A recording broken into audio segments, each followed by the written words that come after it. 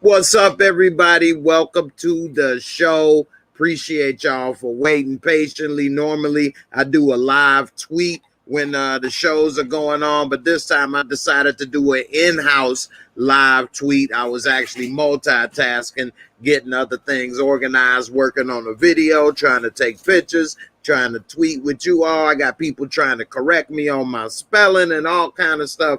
I guess everybody is a critic these days. Anyway, I appreciate y'all. And when I tell y'all the stuff I'm doing, it's not that I'm mad. I'm glad y'all are here patiently waiting and excited for the show to start. It actually make me feel all warm and fuzzy, and it like awaken the inner papa, and it make me want to start putting a party on and start caking y'all and start, you all are my queens and kings. Yeah, right. No, I'm just playing. Anyway, where do we start? We got the good, which was Power, Book 3, Raising Kanan, Episode 1, was very good. The bad and the ugly all rolled into one. The Shy, Episode 8, Season 4, was ugly and bad.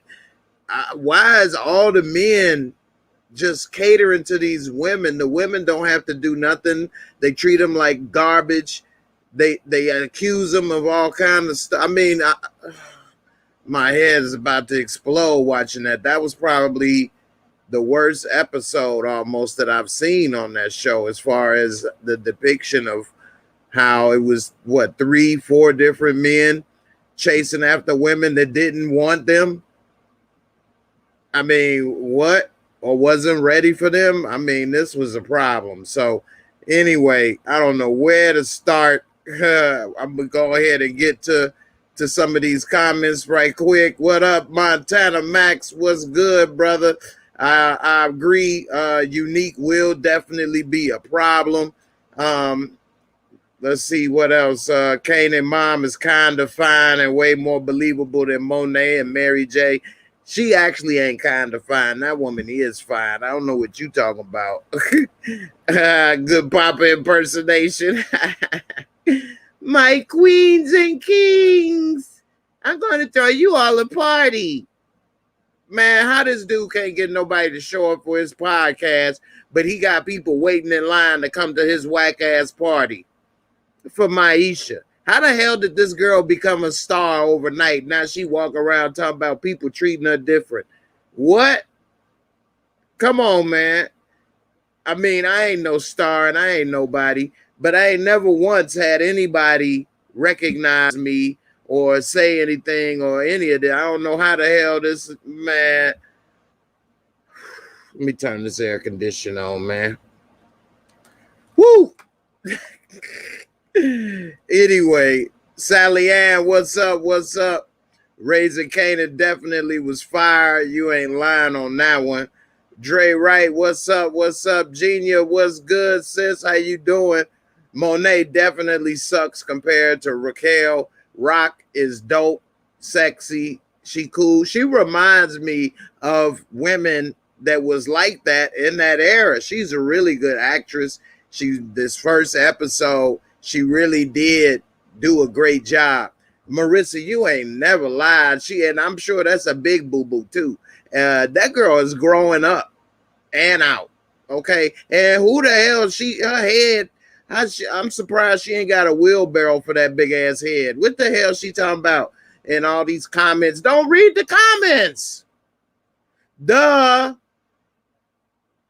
Chicago's #1 artist. My queen. Where's Pawnee? Instead of calling him Papa, they need to just call him Pawnee. My queen. You're not in school. I went to school. I think, because I'm not there now. I was in school in Chicago. It's where I'm born and raised, grew up, went to school, lived my life. That ain't what we did. So I don't know. Yeah. You saying that slim body. I think you talking about Raquel. Yeah, she do got that slim body. She definitely looks just like how women used to look back then too, with that slim body like that. You once had a follower recognize me at Exotica. He said, "Aren't you the guy from Twitter?" Wow. Well, you doing better than me, but you ain't on Maisha level. So I mean, what you trying to say, Mo? Huh?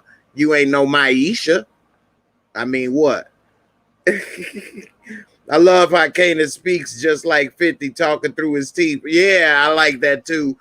He does act like 50 Cent or Kanan, and he's doing a good job. So, it's pretty good. I like this. Maisha, I love you, Queen Papa. It did got some hashtag Papa never fails. Uh-huh. What the hell he get that from? Hashtag Papa never fails. What you win at? And how you got a grown man Emmett trying to get advice from you with a basket of chicken? I already eat for free. Come on, man. You got to step your game up. Man, the last person as a grown man I would be getting advice from is some fat little kid that worked for me that ain't never had no coochie and only had one girlfriend, and she dumped him. But I need him to talk me off the ledge. Get your big pawnee ass up out of here. You is definitely pawnee, the weakest piece on the chessboard. You know what I mean? Big flunky. Can I carry your books, my queen? How you doing? Hi, my queen. Don't call me that. But you're always my queen. You're just following in your path and living your truth. Where does he come up with this crap? My daddy told me that. He the type of kid get bullied and picked on at school. My daddy told me I'm special. You just don't recognize it yet, but one day you will be sorry that you bullied me. I am somebody. I have a queen by my side. What do you have? Huh? A fist in your eye. What the hell? Woo! My queen! I don't get it, man. And where the hell did Maisha come up with talking to Kev, talking about, remember, I used to date you. No, I remember you used to stalk him. You threw him down and stole a kiss. You raped him. I mean, I don't get it. Oh my God, I'm about to lose my voice in the first 5 seconds talking about this stuff. Anyway, the only dude with sound love advice is Trig. What happened to Gangster Trig? Right. And Trig advice, man, don't even let me get into that. Papa look like Biggie Smalls for real. You ain't lying, man. He done got ill built. His legs rubbed together down to his knees. What's wrong with him, man? I guess that's what happened when you done gave your balls away. I don't know, man. This is just crazy. Anyway, he went from Big Papa to Simp Daddy. You ain't lying. He was probably my favorite character, second favorite character on the show. To now, I just cannot stand his character on this show. So I don't know. We have to get into that. Papa, Kev, and Emmett received a life lesson on choosing the right woman. Uh-huh. Sure they did. Where exactly? Where are the thugs on this show? They all extinct. I know it ain't Trig. When they killed off Reg, he was the last thug in Chicago besides Big Mike. Big Mike a thug. He got the only revolver in the city. That's why when he showed it, everybody shut up, because there ain't no other guns in Chicago unless Big Mike got it. I mean, come on, man. Lord Farquaad. Hey, come on, man. I really not understanding how your actor can get so bad so quickly. He made a lot of money. He made a lot of money as a youngster, spending it, having a good time. And Maisha acting then fell off a lot too. I mean, since the shot just went off, I guess we could go ahead and talk about this. Big Mike don't speak. He got the Speaker of the House in his belt. Big Mike got the speaker of the house in his belt. Let me go ahead. I got to drink some water. I done already about to blow a gasket in the first 10 minutes. Let me go ahead and put the link up. If y'all want to come on up, let me go ahead and take a little sip of some happiness, some happy juice. Just a little sip of naughty water. Just a little sip of naughty water. That's all. Little sip of naughty water. Anyway. Man, I have no idea what happened with the Shy. How did they call this Love Jones? Now, how is Tiffany? How much revenge does she need to get on Emmett? I mean, when she didn't come home and you hear that she with Dante talking about, I can't come home. I'm drunk. Where your ass at? Bring your drunk ass home now. Tell them shut up. Oh, hell no. Your omelet gonna have glass in it, bitch. Hell no. This nigga made some damn bacon and eggs and toast. Yeah, they could go ahead and slang you sausage, but I'm gonna bring home the bacon for you, boo.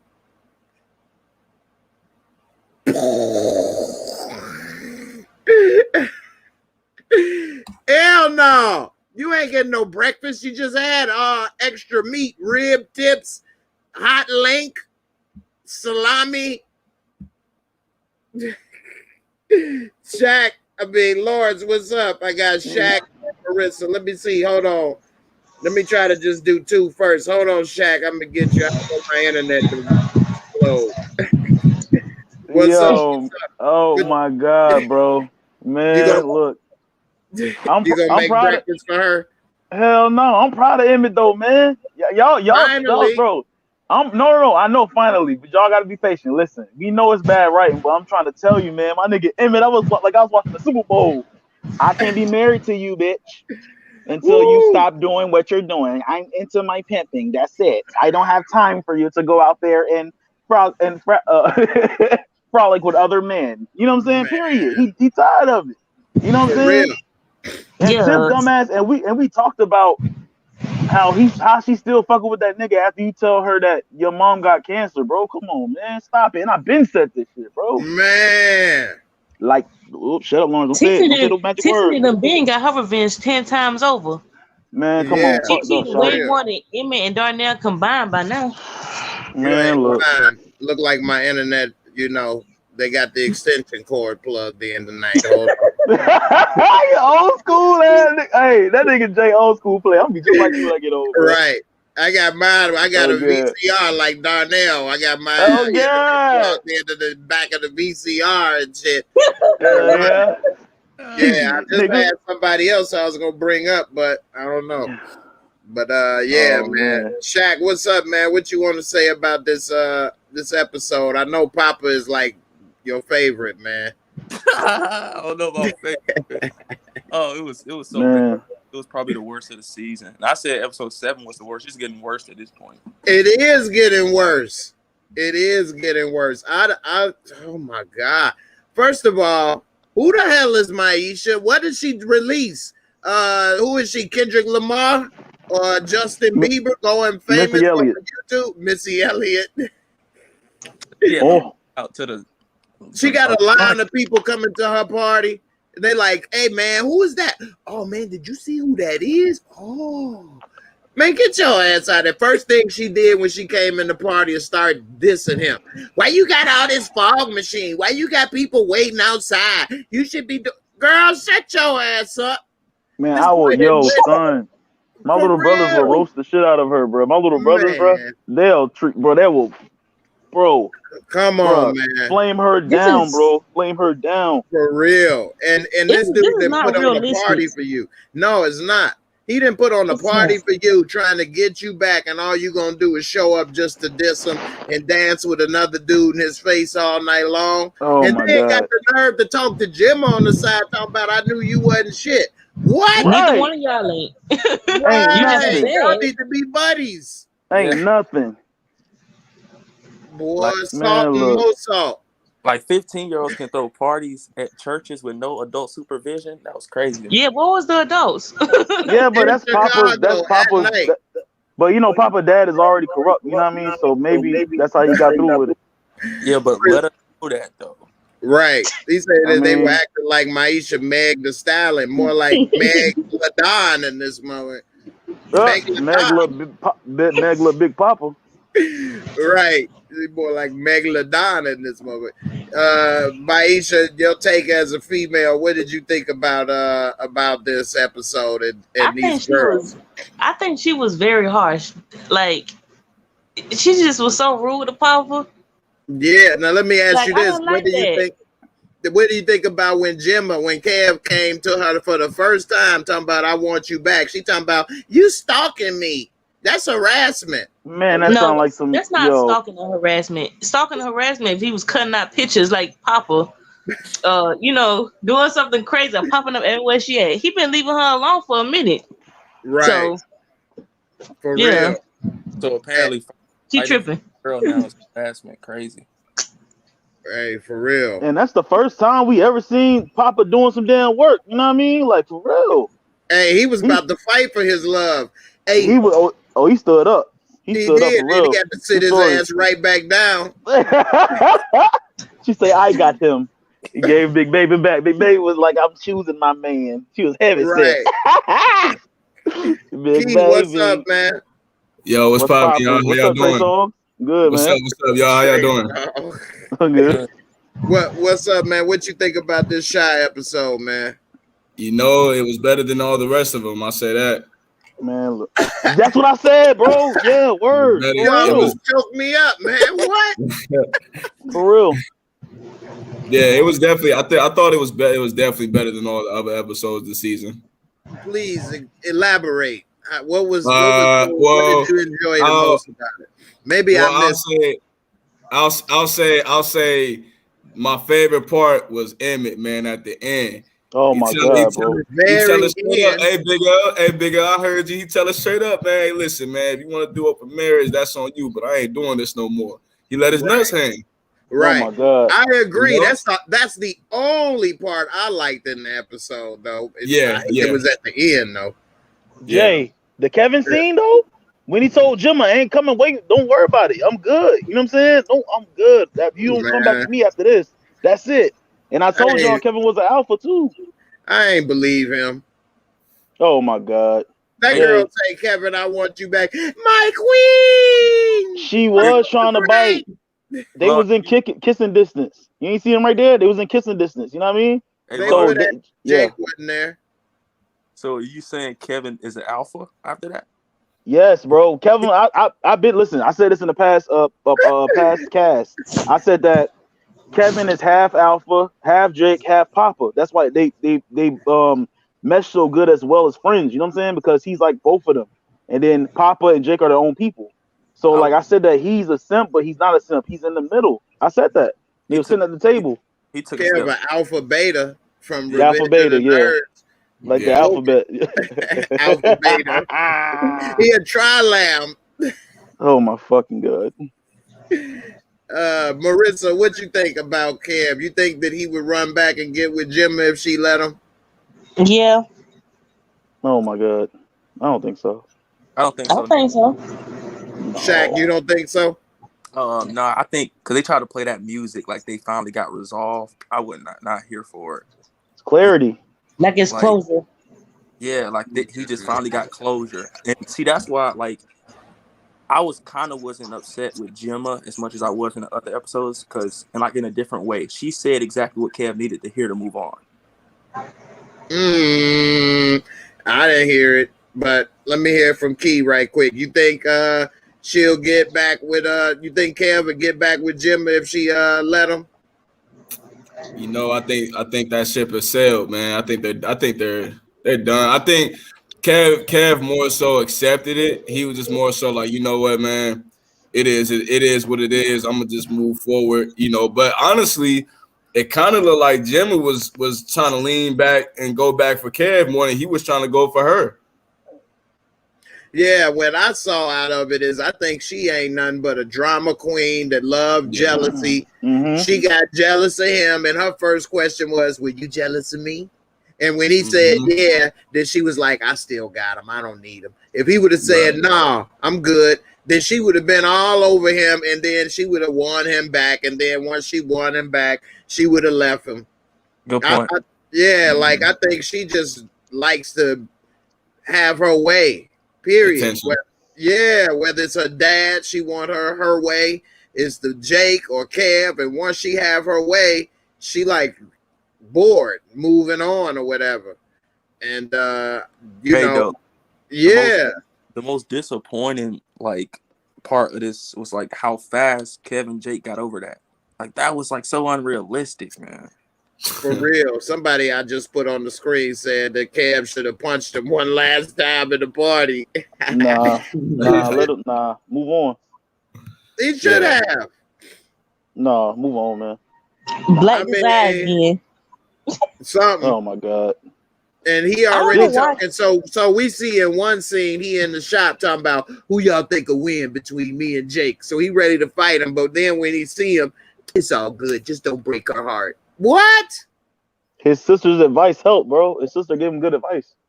What advice? About you just messing with the girl to get over the one or something like that to make yourself feel good or whatever.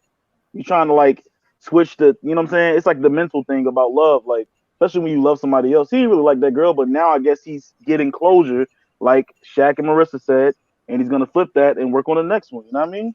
And the way the next one is going, she got a fucked up life. I'm not saying her life ain't fucked up. It's fucked up, my G. But at the same time, she's approaching it the right way. Let's be friends first. You know what I'm saying? Let's be fucking friends. Not hop into a relationship like Gemma dumbass and Maisha big ass. You know what I'm saying? Let's be friends first. That's gonna be one quick friendship. I guarantee you they're gonna be together by the end of the next episode. Oh, it's the shot. It's the shot. It'll be shot, baby. Fast between this episode and the next. Yeah. We ain't even seen. They mentioned Love Jones. Why we didn't see nothing about Dre and Nina? Dre and Nina. Yeah, they was on the verge of crying and the no. Well, what happened? I guess Dre probably killed her and left. Yeah. just forgot about that. Just let's go to other couples this episode. Not even show them in that whole episode. Damn, man, they still together because you remember she said I still live with my two moms, so Dre ain't left. Right. Man, the shot they should have streamlined some of this stuff, man. I know they both a lot of stuff too. Like where's Rose? This is just right. You dedicated. Yeah, we ain't seen her for like 2 episodes. For real. Yeah. You dedicated an entire episode 8 of your season to this. Episode like late in the season, you dedicated just for like love. Man, that should have been like mid-season. They took out the street shit. That was their downfall. They took out the street shit, bro. Yeah. Now it's just it's like a big ass love story and a drama, like a fucking soap opera, dude. It's fucking crazy. It has no real direction anymore. What are we watching? What is supposed to happen by the end of this? What is the culmination of this show? That's exactly what I'm wondering, Jay. Yeah. Some people think that Papa is gonna die. I think He died already. The way they wrote him, he dead inside already. Shit. Oh my God. Talking about this is a food peace offering. Gave him some food. That shit crazy, bro. Hey, man. That peace offering is only a 3-piece offering. I need at least a 6-piece already for free. And a soda with a straw in it and a pie. Nobody even touched the food though. That nigga say he already eat for free. He probably already ate before he came. Yeah, nobody touched the food. He done had enough of Smokies, so. Nah, them niggas still love Smokey. Hey, one question I want to ask: like, how do Emmett and Trig got such a great relationship that Trig can eat free? We never seen them talk before this episode ever. I was wondering the same thing, man. I'm glad you brought that up. When he knew him, I'm like, how he know him? Like you can eat for free. I mean, Trig wasn't there when he catered at that place that time when Dre was there. Trig wasn't there. He talked to Tracy. I'm trying to think like what he hangs out with Drake. I mean with Kevin and what you call it, Papa and I can't even Jake. Like he hangs with them too. Did Jake mess with Reg like that? I mean, did Emmett mess with Reg like that? Too? I forgot all about her. I think they interacted, Emmett and Reg. I think like once or twice. Remember. Oh, word. I'm trying to see. Oh yeah, Troy said Maisha moving to Hollywood. Oh, big ass. Emmett and Reg, they talked when Emmett was telling Trig, Reg the neighborhood watch captain. I'm He's done. security. watch captain. You saying what, Shaq? He talked when? Yeah, I know Emmett talked to Reg when he was talking about like Keisha's track coach. I think that's when they We talked. talking about Tree, not Reg. Oh, Yeah, he talked to Reg though. That's what he said. But Trig wasn't even in town. So Yeah. But he do know the family. I see what you're saying. And Everybody then he know talking about everybody. they got a history of being fighters. How? When? Them niggas shoot your ass. He got a history of blowing people's brains out. Right. So That was I don't know, man. Me, because even he said even Kev got to pay, and that's crazy. He known Kev way longer than Trig. Man, and Kev a kid. And you wouldn't give With him no some job. chicken tenders. Right. You wouldn't give him a chicken tender. Like Kev gets no love on this show at all. From anybody. Nobody. He can't get a chicken tender, a 3-piece. His mama told him that you ain't shit. Your girlfriend done left you. And your sister said that she would be with Jake over you. I mean, like, damn. He can't Big get baby. but Gemma said he harassing her. Go ahead. Big baby said, "Don't slam the door." Right. With Big Baby. He must have pissed the writers off. Right. I know, right? Big Baby. You just called her Glenn Davis. What? Called her ass Precious. Brother Glenn Davis. Shit. Woo wee, man. So yeah, man, this storyline all over the place. Troy say I hate the Keisha and her boyfriend Russell Westbrook storyline. I don't trust him. I think he's good, but they probably like make him. Something's gonna happen to him. Like I don't think he has like nobody can be happy. He's gonna be a serial killer. Right. Man. He got bodies in the closet and shit. There's just something off about him, man. Got That bodies in the it's not basement. sitting well. That hat is one thing. Them glasses is another. That nigga a pimp though. He was pimping though. For real, he was macking out. Macking and dashing. G-macking, word up. Boy. He was macking, bro. Speaking of like, yeah. What do you think about Emmett trying to pimp these girls watching Love Jones? Oh my god. About, man, our movie on. Come on, watch it. We gonna That's reenact it. Black Cinema's dope. But that's hey, he should have been with Keisha with that. Mm-hmm. Yeah, that was a weird kind of little thing they put in. They made like him watch Love Jones with Keisha, but then he like foreplayed with Tiffany. It made no sense to me. Right. And this whole episode was like a recreation of Love Jones. It was badly done though. They did the best they could, bro. I ain't gonna lie, I'm with Key, bro. I'm with Trey Songz on this one, bro. This shit wasn't that bad. Yeah, it was straight, bro. Man, I thought they made all the dudes look sympathetic and pathetic at the same time. So, like, you got Emmett trying to be with a woman that don't want to be with him. She didn't even show up that night. And instead of doing anything and talking to her about it, he gonna cook her all this bacon and all this stuff and eggs because he didn't need to make sausage. She had already had a lot of that last night.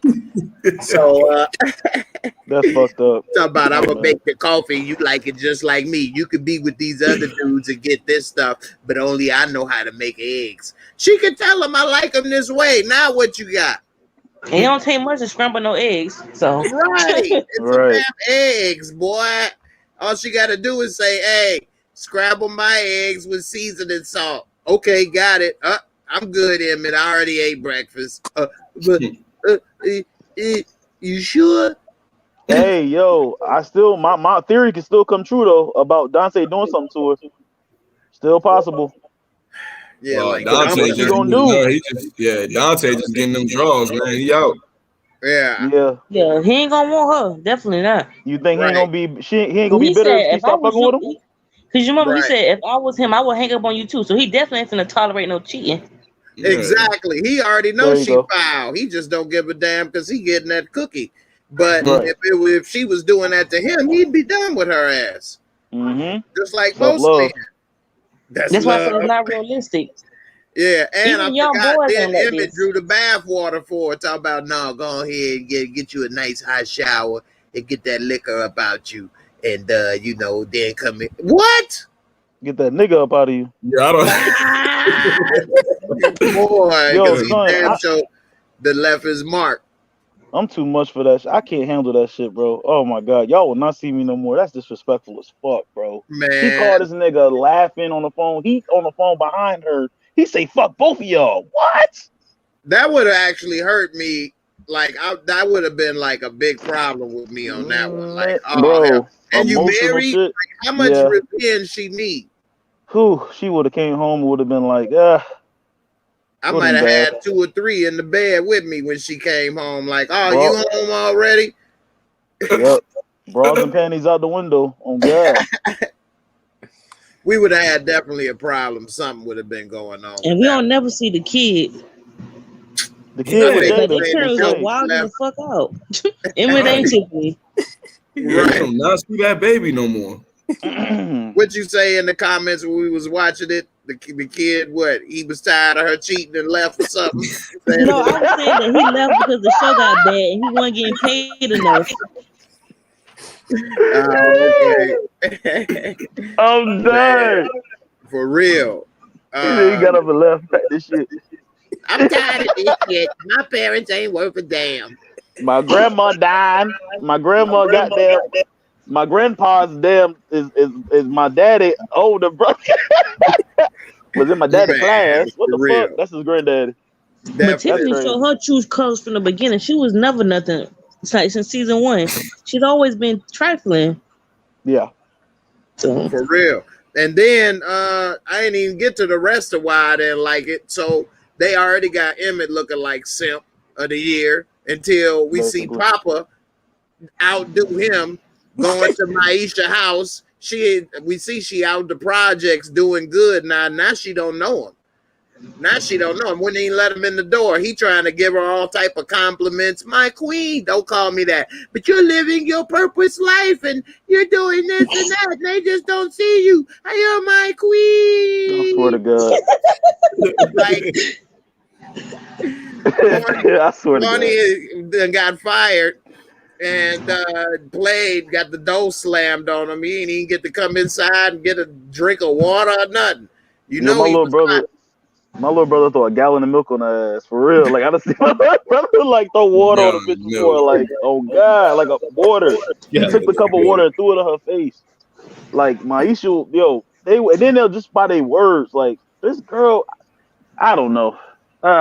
Somebody said Maisha should be happy somebody want her. I mean, all women should be happy or a man, if somebody is doing all of this for you. This dude throwing parties for you. He over here, you had one little bit of somebody support you, and she up here talking to Kev, talking about, now all my friends, now that I'm in the front, they can't handle it. In the front of what?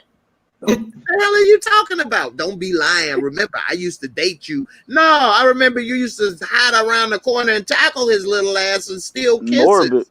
And then Kevin was like, I had a crush on you first. I'm like, no, he did not. Why did the writers forget what they write?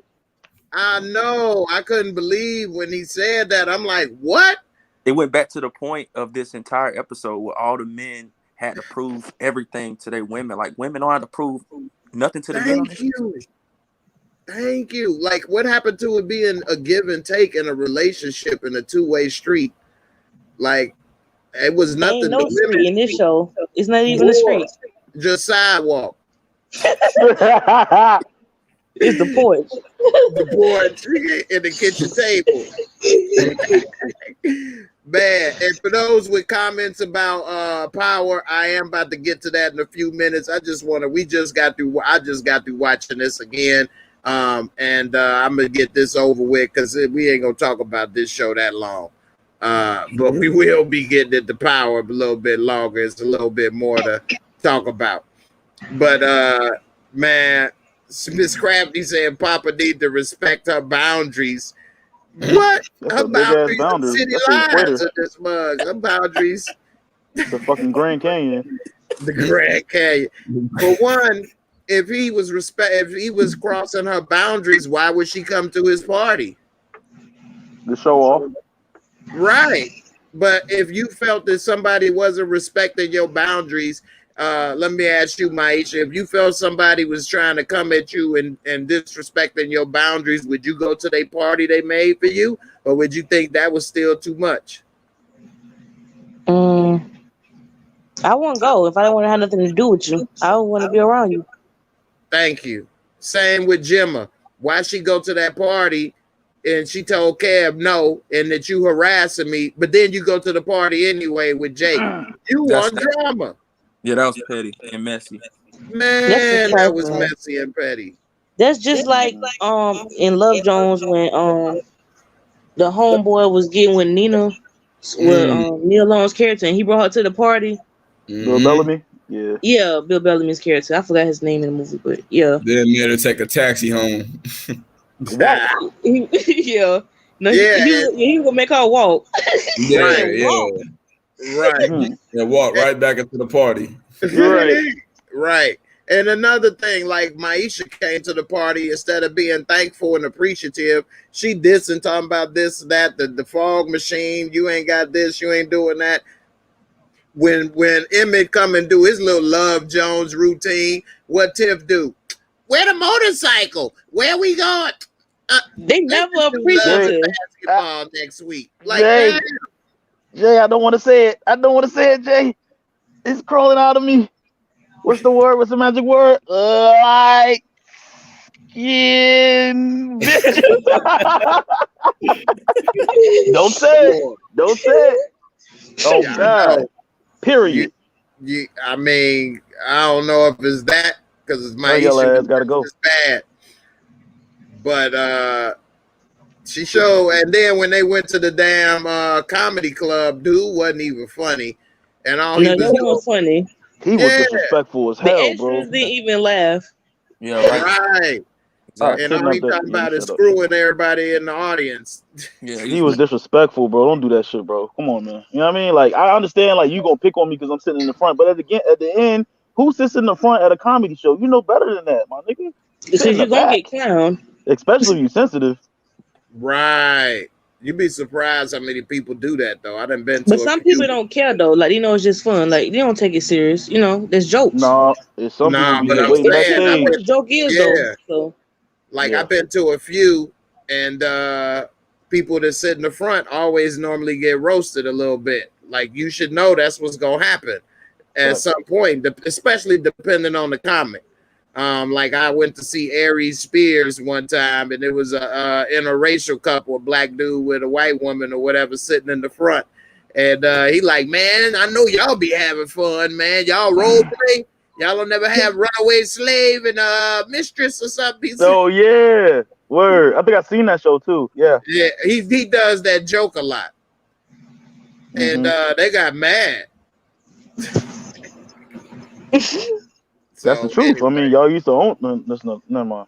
Yo, ass silly man. Anyway, so Key Squad Down said females in this show raise the bar once you do what they ask. You think that's something that was happening, or what? You like this episode? Do you think that's something that was going on in the show? I don't even think they give him a chance, man. Like, they already have it in their head. Like, you know what? Nah, like you so, like, especially with Papa, like, she already know what dude is about. Oh, he going, no matter what I do, no matter what I say to him, he gonna latch. He's attached. So I can do whatever, say whatever. He's still gonna be there. So I don't even think they get a chance, to be honest, man. They just, they thinking they doing something nice for their woman, and they do, but it's like, they don't give a fuck, man. They like, man, I can do whatever the fuck I want to. I already know you're gonna be there at the end, so who cares? Yeah. And that was disrespectful. She wouldn't even dance with Papa, gonna dance with that other dude at the party the whole time, and got his number. Got his number. Yeah, I was like, wow, that would have been enough for me right there. At least she didn't sit on his lap. Shut the damn party down. He gonna sit on his lap? How? He might not have the party. Yeah. Okay. Hey, for real. And then they had Papa go ahead and talk about, come up here and get your flowers.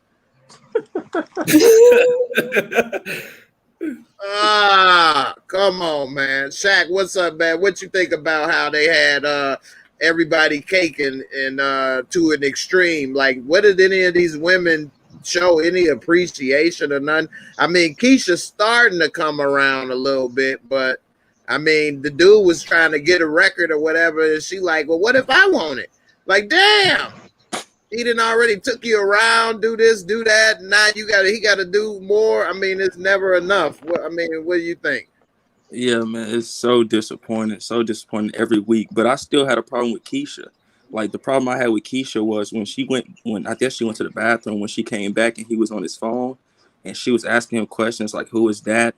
And when he was like, it's my roommate, she was like, I trust you. I would have been like, I know like hell you do trust me. All the shit I've done. You know what I'm saying? I trust you. Right. And she was getting jealous when he talked to that one girl and gave her a hug at the store. Yeah, like, y'all not even in a relationship yet. You didn't want to right. Yeah, like calm the hell down. For real. Key, you think Keisha was in on point or going a little too far, or she still got stuff she need to work out, or what? Yeah, I think it's just more of a mental thing, man. But I mean, yeah, it was just something she did that was unnecessary. Like, but I think, you know, not only just Keisha, but women do this, man. Like, they make assumptions, and it's like, yo, what are you like? You doing too much, man. But I mean, I kind of give her, I kind of, you know, give it to her because, you know, she was going through it. She mentally going through it, man. Every time, like, it seemed like the smallest thing will set her off, you know, and just be like, oh shit, you know, and then she just tense up. I mean, she has the right in a way, because it's like she did go through that traumatic experience, but it's like, damn, man, you ever gonna give dude a chance to, like, you know, prove himself in a sense? And it's just like she don't, like, I think somebody said it on here, like, women, it just seems like they never have to prove themselves, and they have to go out of their way and then some to get somewhere. Not even to, you know, they doing something, they proving themselves, and they just barely make it. You know what I mean? It's just it's crazy to me, man. Right. And actually, Keisha didn't even kind of like dude really till Kev called her out in the room talking about, yeah, you all like dudes that's, you know, don't give a damn. I bet you ain't gonna get with dude that's trying to holler at your job.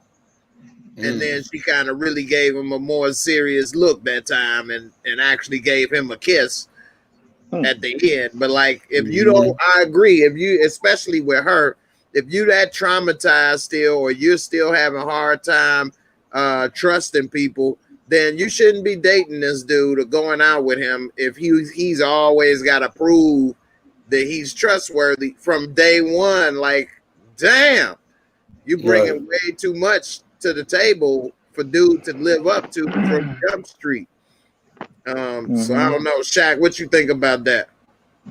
Yeah, man, it's like the only dudes that's getting love, if you think about, I think it's like a reckless message. I keep coming back to this, just like the only dudes that's getting love is like dudes like Dante and Jake. You know what I mean? Like, the dudes that's doing wrong, it's just putting out the wrong message. And then they had Kev, who was a good dude. You know, like he caking to, like, everybody calling him corny. He's dyeing his hair, and I think you can they're doing this because they can hide behind the excuses.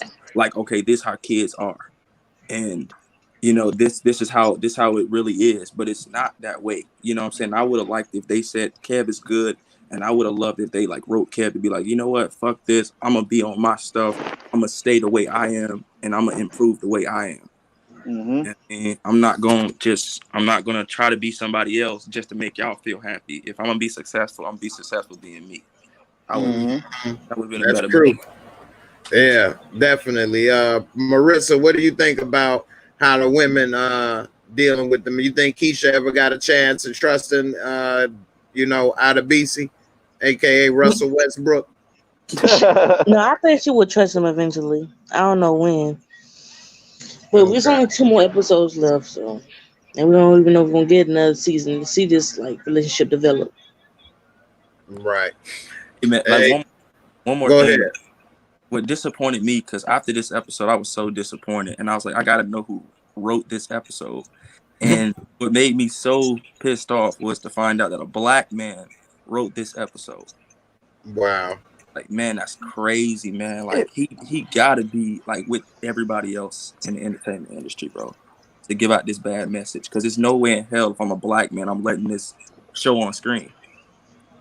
Yeah. I mean, what if that check was pretty heavy, pretty fat? Nah. Yeah. I mean, it is a job. Go on, Big L. Let them have it. Let us hear what you got to say. You've been quiet for a second.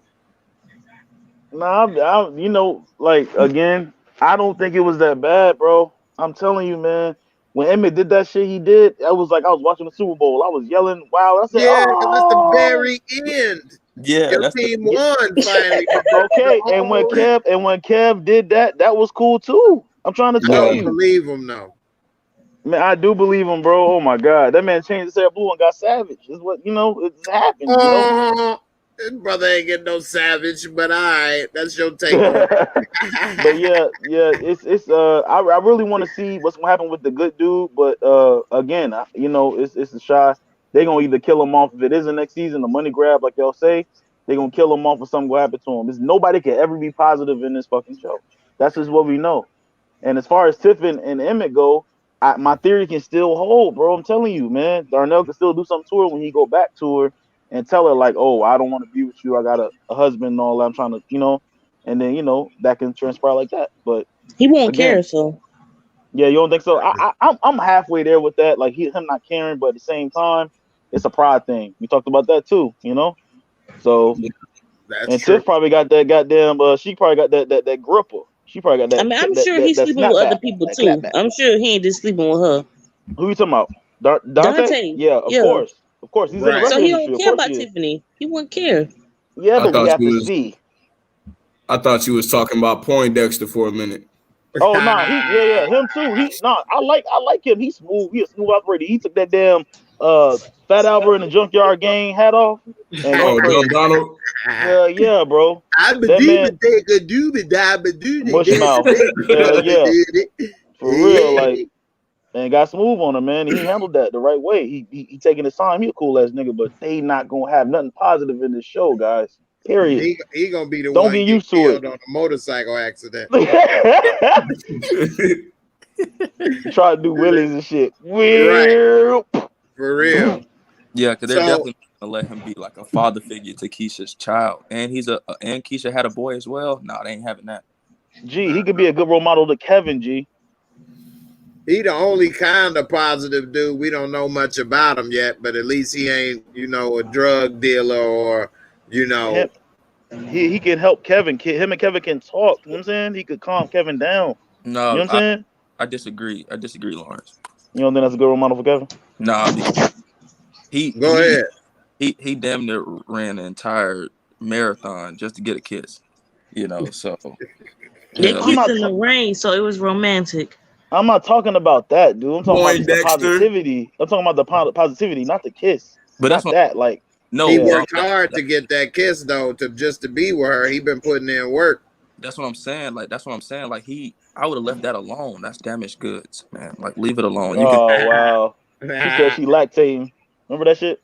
He like, hey, I heard that tastes good and sweet.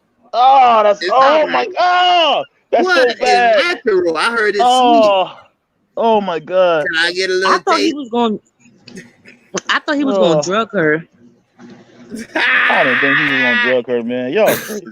Because How when they much was at the bad house, luck can one the screen woman looked have? blurry. The screen looked blurry when they was at the house, but I guess it's how they filmed it with the camera work. But I'm like, is she getting dizzy? Like, is she about to pass out or something? But She got anxiety from that kidnapper. All right, this is the last one I'm gonna ask y'all right quick, and then we gonna move on to power. All right, so we saw, and Lawrence, I'm gonna say you for last since I already know you said you like this.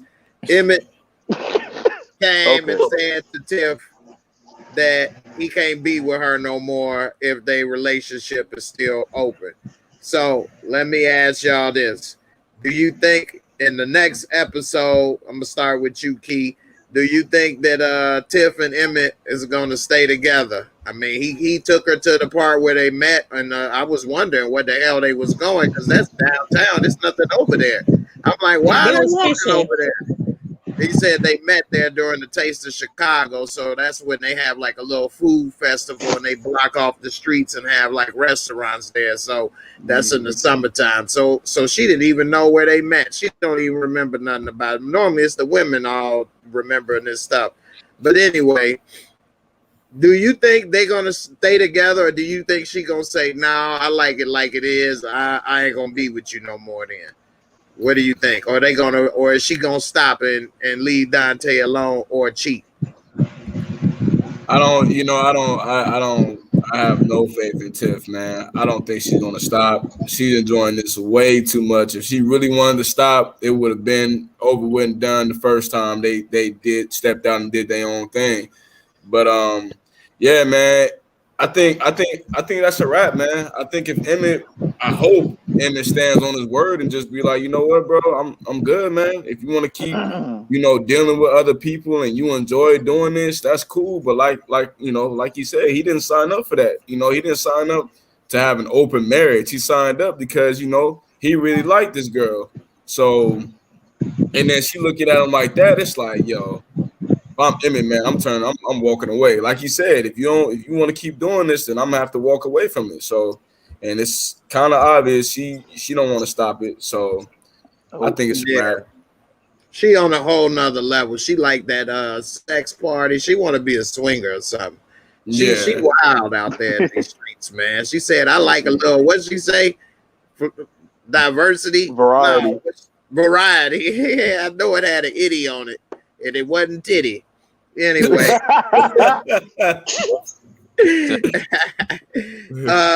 So I don't know, man. Shaq, what you think about this? You think they gonna stay together? I mean, after Emmett said that and she had that look that was on her face, the next thing he had to do was to go ahead and close that box up. That's what she should have been did, is close her little box, but she ain't. She got it open. So no, man. So what you think, Shaq? Is she gonna close that box like Emmett did, or is she gonna keep it open? I think it's over. I think she gonna go with Dante. But it's two things that I will say. First of all, if I'm Emmett, I'm not buying a bigger ring. Like, bro, I'm just bringing it to your attention. This how it's gonna be, or we gonna split. I'm not buying a bigger ring. That's when you get disappointed, which I thought was another simp move by Emmett. But the second thing is, so in the preview, he gonna leave one baby mama and go to the other. Oh yeah, I saw that shit too. Yes. That shit pissed me off, man. But she ain't get like, it didn't sound, I mean, we don't know, of course, but it didn't sound like she was saying shit either. She was just taking up Tiff's side, man. Right. He was trying to go up in weight class. She could have been just dropping off the kid, like, you know what I mean, and then giving him advice. Say he's going up a weight class. So I don't know, man. That's a good point, though.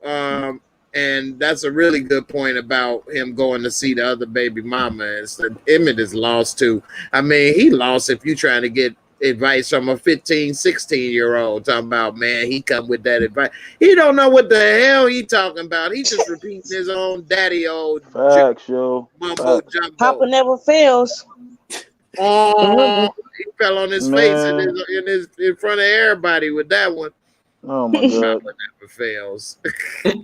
All right, Marissa, it's on you. You think they gonna stay together or what? Or is Tiffany a lost cause? Since he going to his other baby mom by advice, I'm assuming that even though she said that she like a diversity or whatever, that he still want to be with her.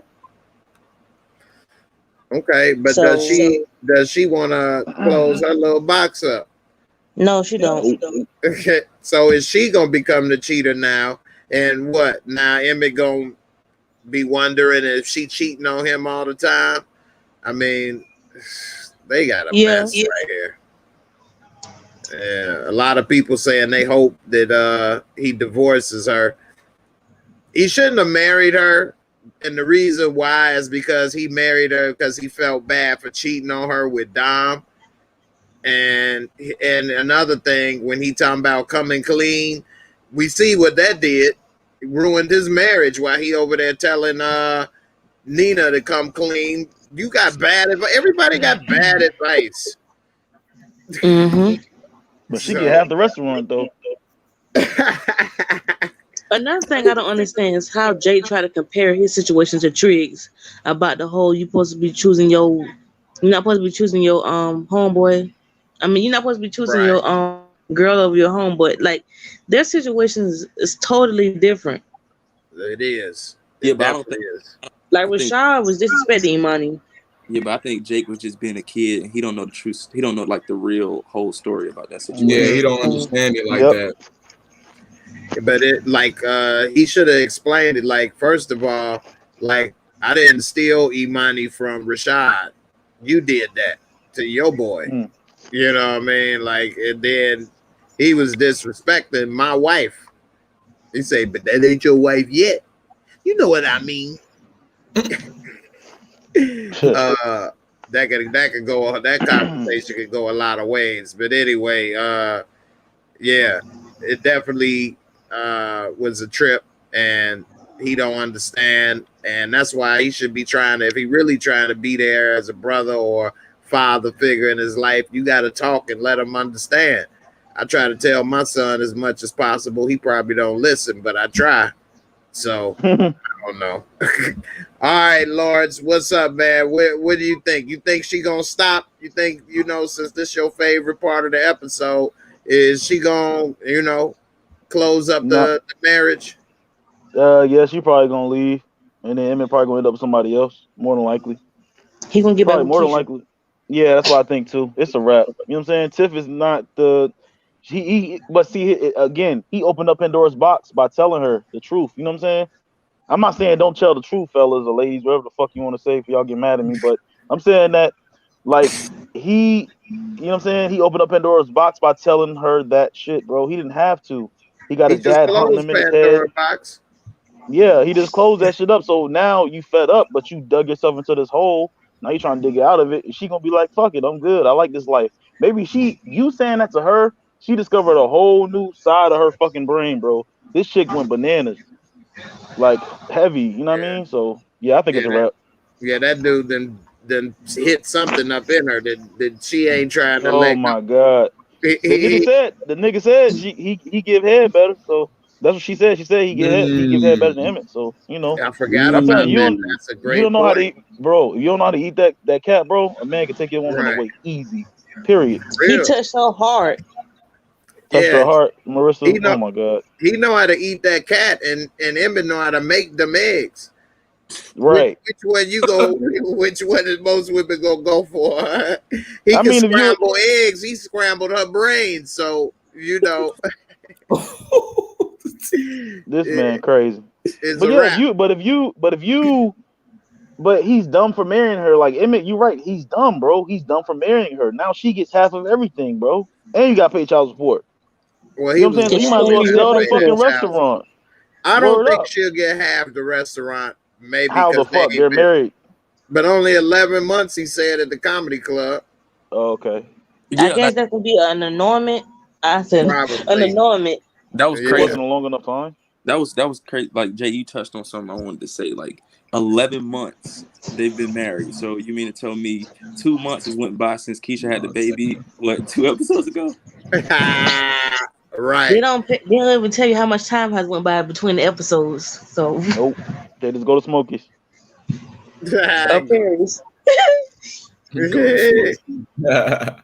Yeah. So we'll see. I don't think that she's gonna stop, and I don't think that they're gonna stay together. But I could be wrong, of course. I definitely was wrong when I had made the video saying this could be the best season. I thought they was going to do a totally different direction and a lot of other stuff. Yeah, so I'm definitely wrong on that. And then what's up with Duda getting shot by what you call his Brandon mama. Laverne, yeah, Brandon's mama, and then just disappeared, and he don't give a damn. He ain't got nobody trying to figure it out or nothing. He just go back to work. He ain't get Big Mac or nothing.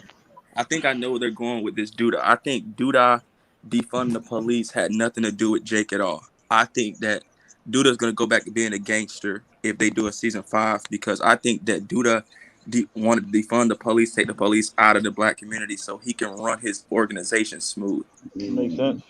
Another thing I was saying, what happened to the gang too? Like, you remember the gang that Reg had? Like the 63rd Street Mall. Where are those dudes at?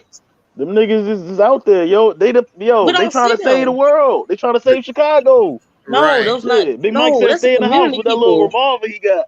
He said stay in the house, guys. 63rd Street Mob. It seems like Big Mike is the only one in this game, and he don't talk. They went to go work for Nook. Right. Oh man. Big Mike got the only gun in the city. After they defunded the police, everybody had. Ain't nobody else got a gun. Right. Nuck running girls out the Boys and Girls Club now. He ain't got no house no more. He in the Boys and Girls Club running girl. He at the motel. He can always come back in and he can set the house on fire, do anything.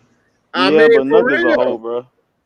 Nuck is a hoe. They're not gonna do that. Something like that though. If you didn't threw me out on the street over the girls, and he probably already looked down on the girls, he probably would try to set the house on fire or do something evil like that. Why not? He already killed one of the girls already for with no remorse. Showed if anybody coming back, anybody should watch his Shad, bro. Not. I don't think Nuck. Nah, I think Shad is the one you got to watch. Yeah, that's the one. He gonna kill Trig at the end of the season. That's what I can see that too. Because remember, Trig was giving everybody advice and shit. Like it's a foreshadow. Like why is he giving people advice? Like he's a damn golden child or some shit. And then this nigga murder people for a living. No, like, you know what I mean? Like I don't think 3 people gonna die. I mean, I think Jada probably died. Papa might be died, but I don't see 3 people die. The only reason everybody gonna laugh is the last season. Yeah, but they don't. Nah, but they didn't plan that though. All be in the same house together like Harlem Nights, and then let it blow up. Oh my god! Go to like they did the Players Club.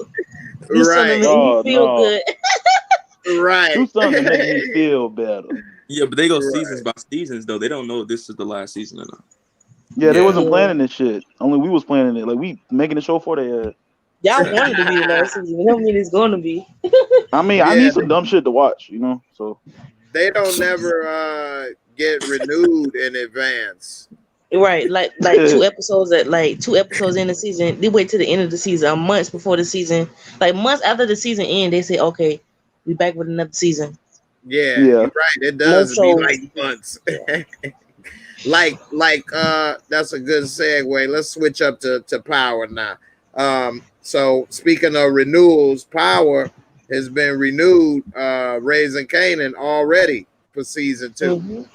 Mm-hmm. And that was before they had the 1 episode out. So that just go to show, you know, they knew they had something good.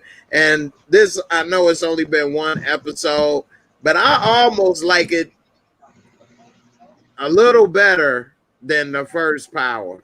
But the first Power season 1 is really good, though. I don't want to downplay it. That's a good show. But watching Raising Kanan again, man. Oh my god. I love the 90s, man. Y'all are young, man. I love Jay, you like this 90s, first man. 1 episode, Jay. Episode 1 better than the whole series of Power. Well, that's why I said I don't want to go too far. I'll say the first episode is as good as Power season 1, episode 1. Go take the garbage out.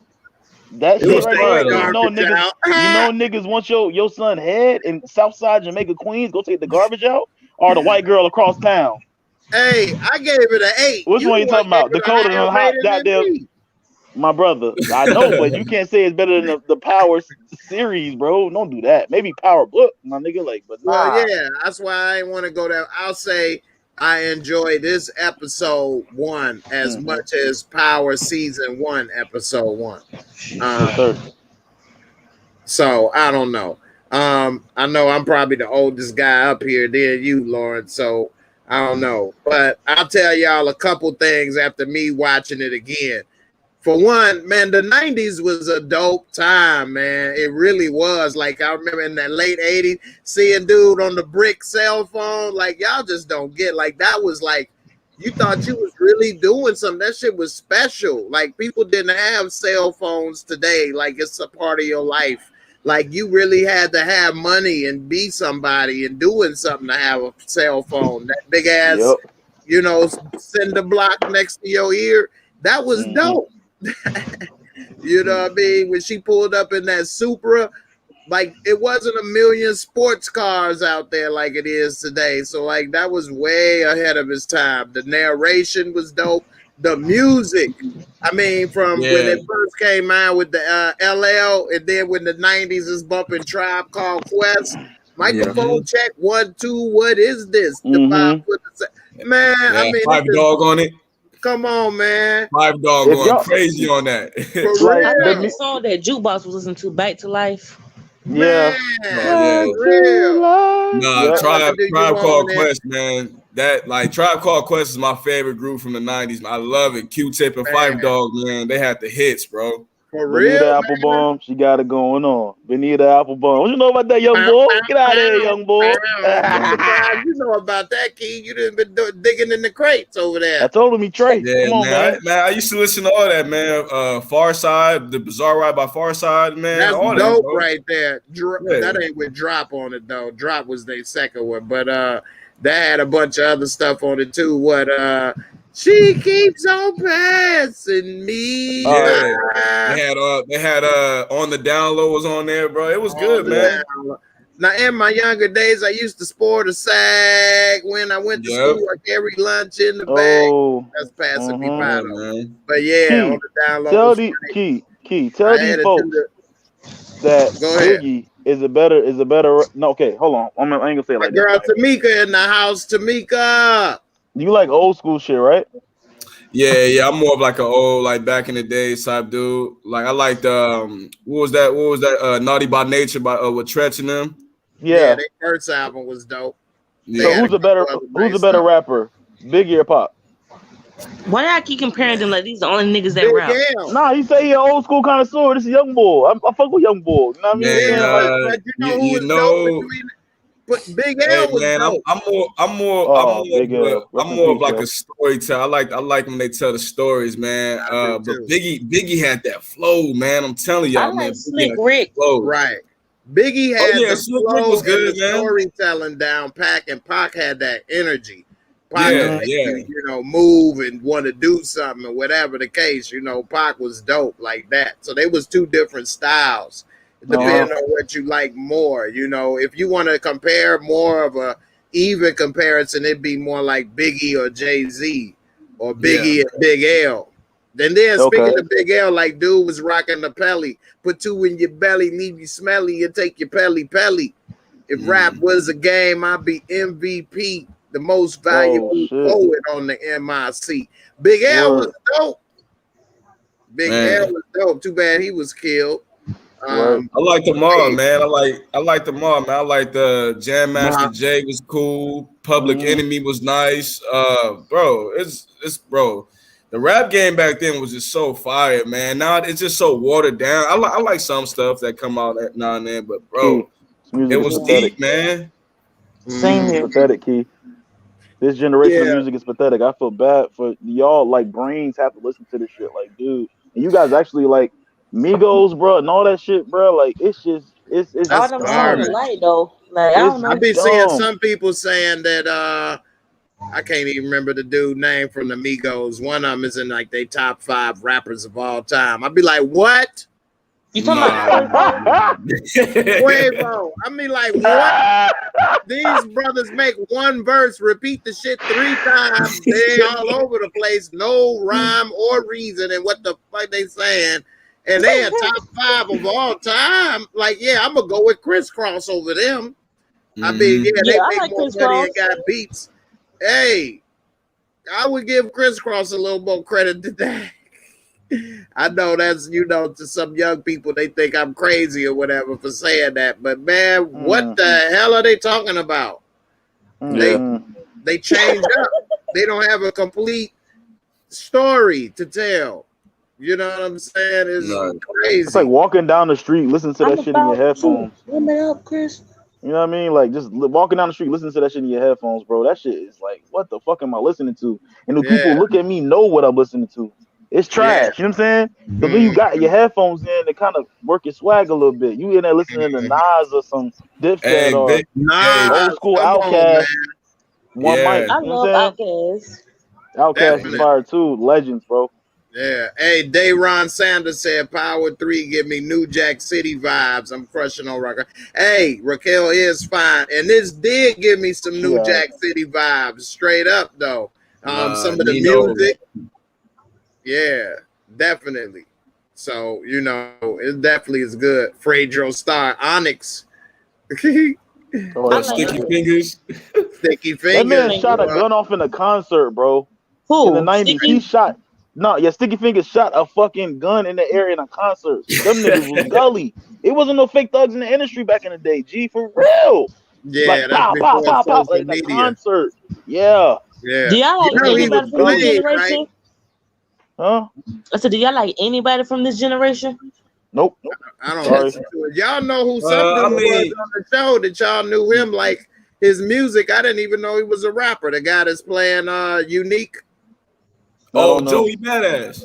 Joey Badass. Yeah. Hey, he's fire. He's fire. Word. See, I didn't even know he was a rapper. I think his mixtape, bro, this was back my freshman year, and it don't even seem that long ago. 2012, my freshman year. Me and my boys, we all used to bump 1999 with Joey Badass, man. Fire. I like his character too. Unique. I like his character. Oh my God, his character. I think that nigga looked, son. That man, he was like, you know what? He was raised around this. So you might as well. He was trying to convince her to give her son up. This nigga gully. He ain't got like, you know what I'm saying? He like, yo, it's business. Like, I ain't got nothing personal, but we need him or I'm taking all your corners. She was like, all right. You know what I'm saying? Then we coming for you. Right? Good. Yeah. And basically, Kanan cost their organization, the whole organization, basically. Yeah. But see, here's the thing too. That was dumb, right? See what I'm saying? We getting too ahead of ourselves. How the fuck you don't tell your son? You know he gonna do something stupid. You just had a conversation with him last night that you gave the blocks to these niggas. You know what I'm saying? And then that's the nigga he already hate anyway. So it's like this little shit like that you can't do. That's shy shit. You know what I'm saying? Like you gotta explain shy shit. No, that's the TV show, the shy shit. Don't say that's shy shit. Yo, my fault, homie. Word up. That's the TV show, the shy shit. Hey, when somebody said this yesterday, and I started laughing. We was talking about they got a better budget. No, I think you're right. This is Club Truth. They just changed up the outside, put these posters up. I think this is the same location. What do y'all think? Don't that look like Truth right there? Like this right here, this little black thing is where it used to say Truth. And it is though, ain't it? Look at it. It's the same. Jay, your brain is tricking you. No. I'm gonna have to go into my photo files and pull it out, man. You know I got don't all this. Don't take all night. I ain't probably be able to do it tonight. I don't want to take the chance of getting shut down. Oh man. But y'all don't think this look like Truth? Y'all let me know in the comments as well. Now the inside, I don't think so. But I think it's outside. What you think, Key? You think this is the same location from Truth? I don't know, man. I don't know. It looks similar. I'm not 100% Google it. I'll Google it. The question you gotta ask too is if it is Truth, then did Ghost steal that club from somebody in this? Maybe he chose that location because of Kanan. Yeah, it looks like the same. Yeah, it do. Here it is, right here. I'm about to show y'all right here. Now take a good look at this right here on this picture right here. This on here. I'm gonna show this one more time. You see this, and then y'all see that. All right, now I just Googled Club Truth Power, and here's what it looked like. Oh, okay. That's pretty close, ain't it? Yeah, it looks similar. Let me see if they got another outside picture. The club was in Southside Jamaica, Queen. What part No. of New York was they even in Power? They was in Queens, but I'm saying the Club Truth is not in Southside Jamaica, Queens, bro. That shit probably in Well, they Manhattan. could say they anywhere, just like yeah, they Word. could film it in Chicago and say they in Queens. Mm-hmm. As long as they in interior shots or something, Hey, Okay. Empire is filmed in Chicago. That's supposed to be in New York Yeah, Right. they could have just filmed in New York. I don't know why they do that. Like, because it's cheaper. Because you got to think this is the show business, so and it's about P making that Valley is money. filmed in Atlanta. I think they say they supposed to be in the dirty Delta, huh? They're not in Mississippi. They in Atlanta. Shit, y'all don't even realize 85% Uncle of Clifford is Marvel everywhere. What movies are you talking about? were. Rashonda, you take it easy, girl. Hey, we got about almost 100 people in here. Let me get some more likes to the video. I appreciate it. If you're new, don't forget to subscribe. And I appreciate everybody for watching. So let me go ahead and get into Empire. Hey, look here, man. This is the Empire, man. We in New York or Chicago, man. That's what we do. God. Lucius lying, man. No, oh God, me, man. Don't let me have your Big L. You thought you had a record deal, Big L?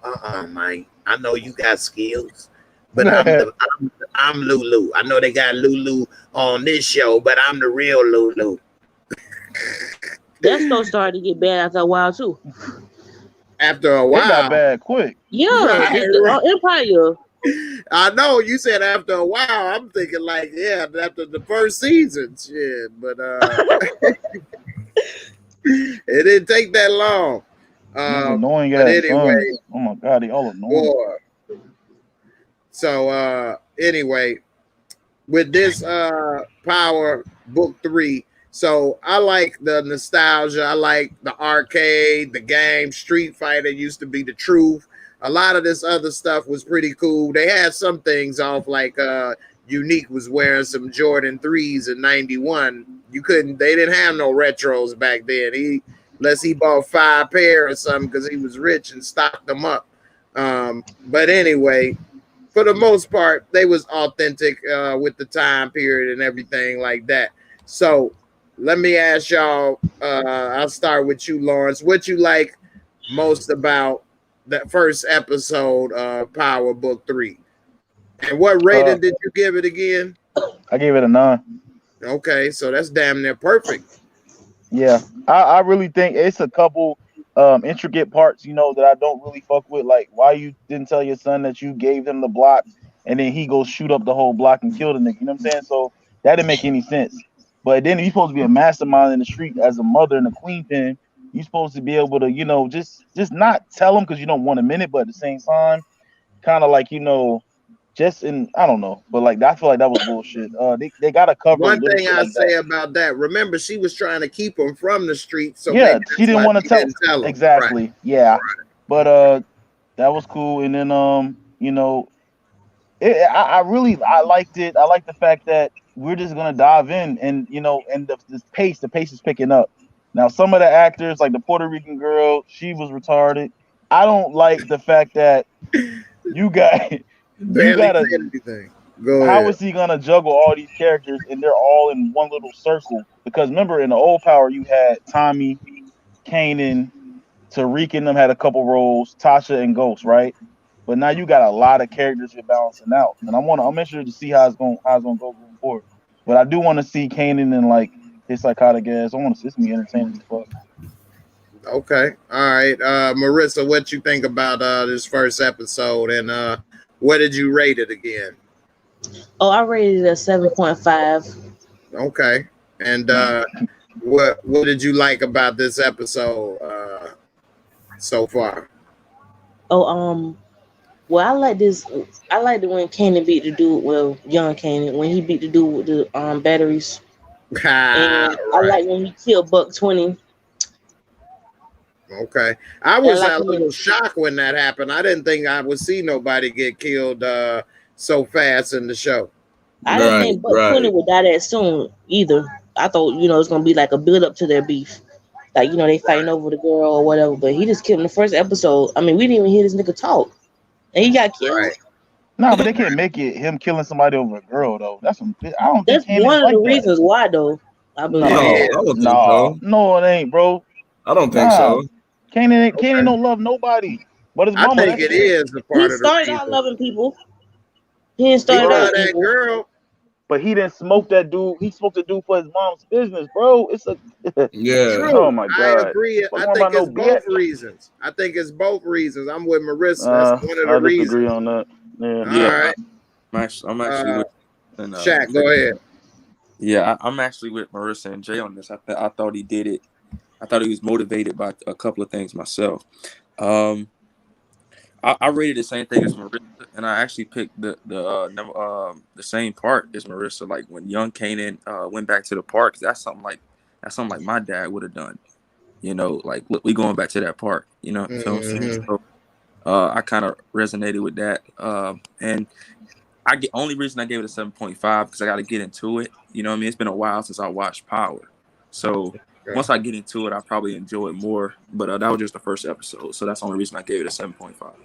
Oh, and another thing, he had beef with Buck 20 because he was like F Buck 20 before he even found out about the whole corner. Yeah. So it wasn't just like it added fuel to the fire, basically. So Yeah, because he said in this scene in the narration that every school had the best dressed dude that the girl he liked was all over, and that's when he was like, "Man, fork him,"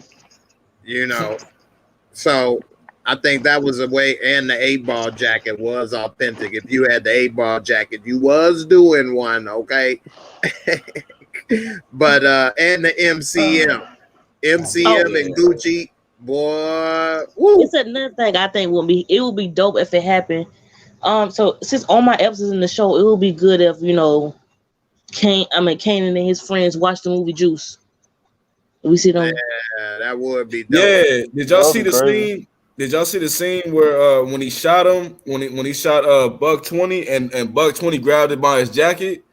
That gave me some goosebumps right there. Like Raheem did Bishop, Yeah, oh yeah, that's true. Go ahead, Keith, what you give this? Right. What you give this episode as a rating, and what you like about it so far? It was fire to me. I really like it. I probably give it about an 8.5. It was fire, man. I like it was every scene was real, like it felt authentic, and then the way they captured the 90s, man, I really like it. I think that's what caught my attention the most about this whole episode was the way they captured the 90s and the haircuts and all that. Like when I saw Buck 20's haircut, I was like, okay, yeah, that's real. That's real, like 90s back in the day type. You know what I mean? Dudes rocking the Gumbies, the flat tops, and all that. Yeah. So and that girl right there, she kind of fire. I don't blame Kanan for, you know what I mean? She kind of fire right there, man. Yeah, she a little young cutie. Yeah, but I mean, I like this episode. It was really fire. I think it started off with a bang, and I'm gonna be tuned into this, man. This looks real good. Yeah, it does. And when I saw this shirt he was wearing, I remember these shirts, these Tommies.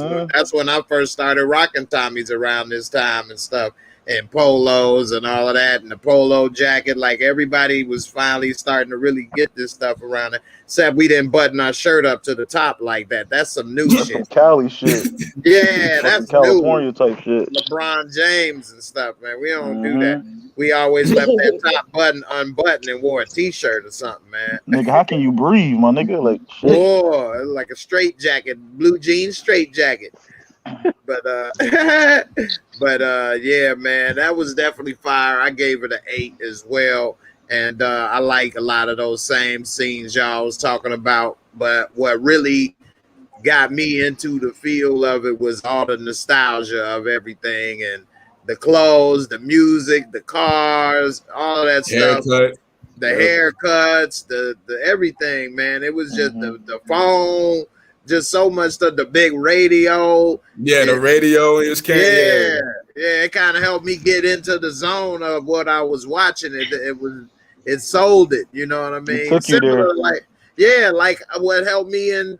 That's why it's similar to me with Truth. I mean, not Truth, Power episode 1. Because remember, that kicked off, you see Ghost getting dressed. He got the nice watches and they rotated. That a lot of people don't know, if you got nice watches, you got them on that rotator because your watch's battery, is kinetic. So as long as it's moving, if you wear it every day, you won't need to recharge it. But if you got a collection, they'll die. So you get those rotators. So I'm like, damn, he got the rotator. Okay, he got the different watches. He got the suit. Damn, I never knew that. Yeah, see, I got a nice little watch collection. So, if you got a kinetic watch, but see, I don't wear them all the time. So then they'll die, so you got to get that rotator. And that's like if you was wearing it, the watch thinks you're wearing it. And that's why they spin. It not only look cool, but it keeps your battery and your timepiece accurate. So I'm like, those you can get some for like 100, or some be up to like 500-600, depending on how many you get or whatever the case, the kind. So just for the case. Yeah, not the watch, just the case. But anyway, all of that stuff, getting the suit and all of that at the time, I'm like, damn, this is dope. Okay, this dude is a boss. I see it. All right. And it got me into the whole thing of what he was doing and about and stuff. So I was like, yeah, this is cool. So it's all kind of played out a little bit the same way. So I like the details and stuff because it helps sell the story. That's when we all have a problem with the Shies. All the details is off. And then you can't watch something and get into it because you like, man, this don't make sense. That's stupid. That didn't do that. What happened to this? Where'd that go? They wouldn't do this. They could, and now you can't really enjoy it. So the details are always important in a good story because people are very sophisticated these days and pay attention. So like they say, the devil in the details for sure. One of the details that I did like as well, I forgot about this till y'all said it though, is that when he shot Buck 20 and went over there, he grabbed his shirt similar to like in Juice. So what did y'all think about how they kind of use similarities from like Juice and stuff?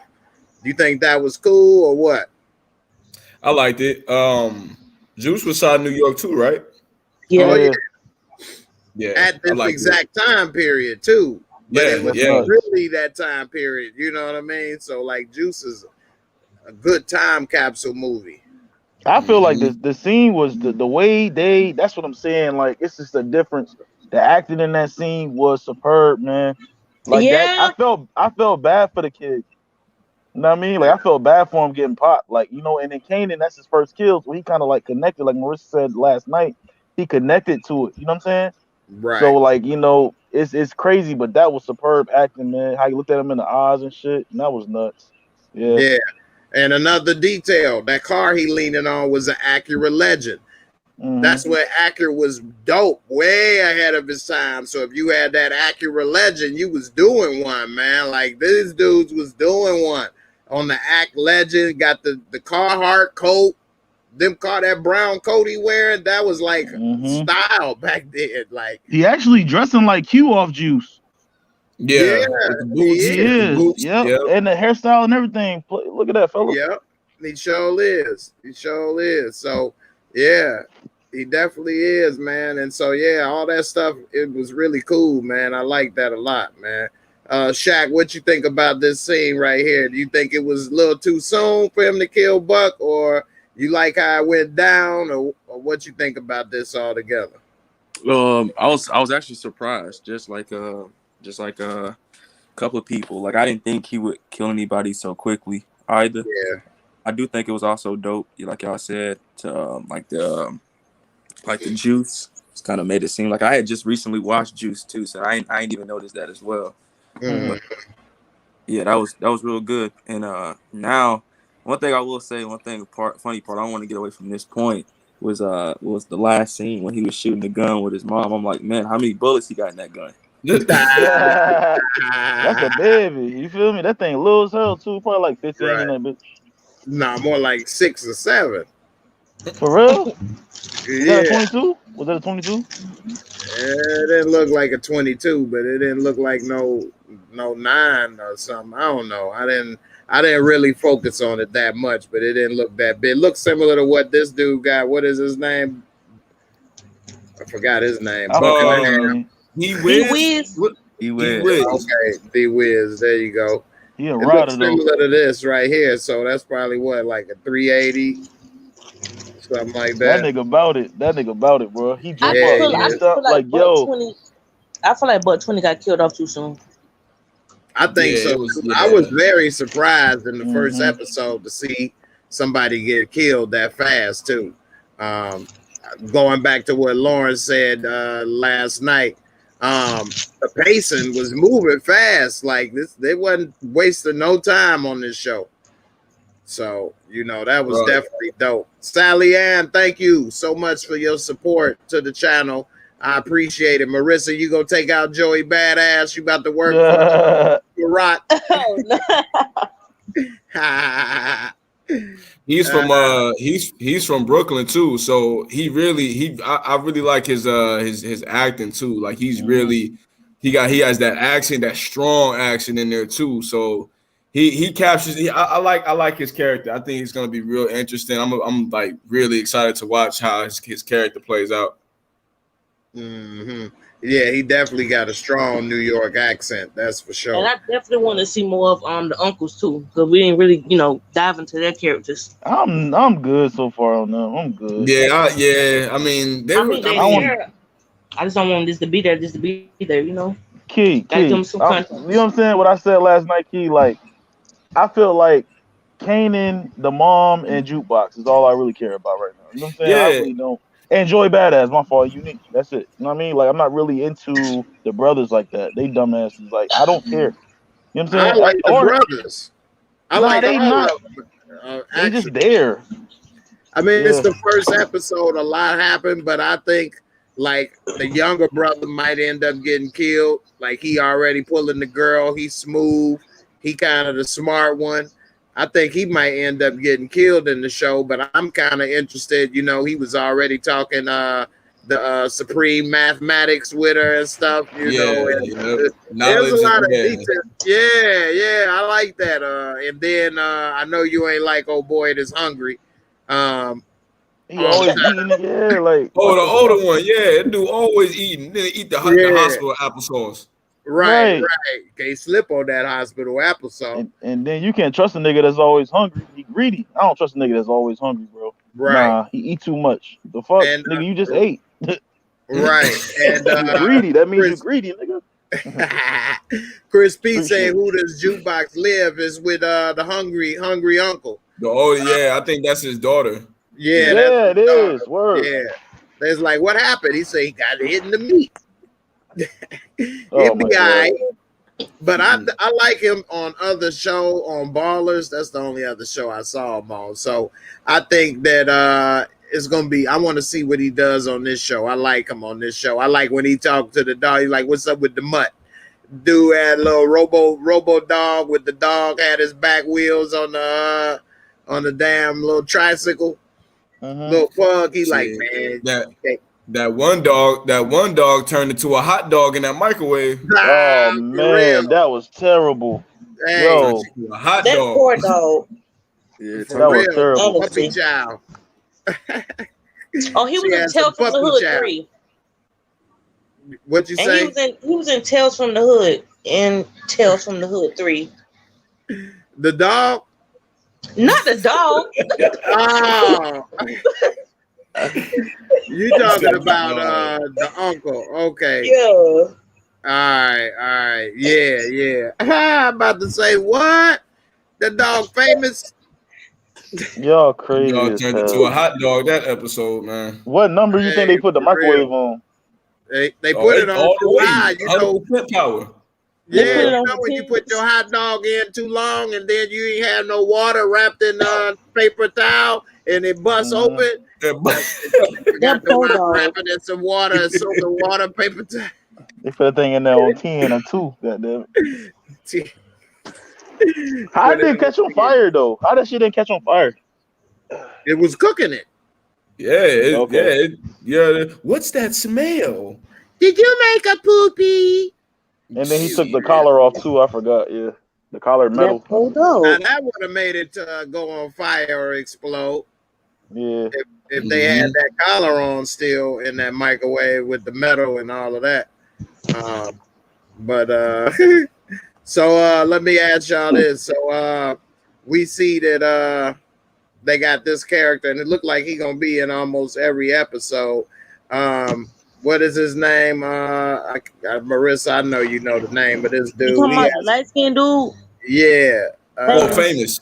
No, the guy trying to date Raquel. Oh, Symphony. Oh, come on, Symphony. Yeah, Symphony of the Night over here. He's a fed.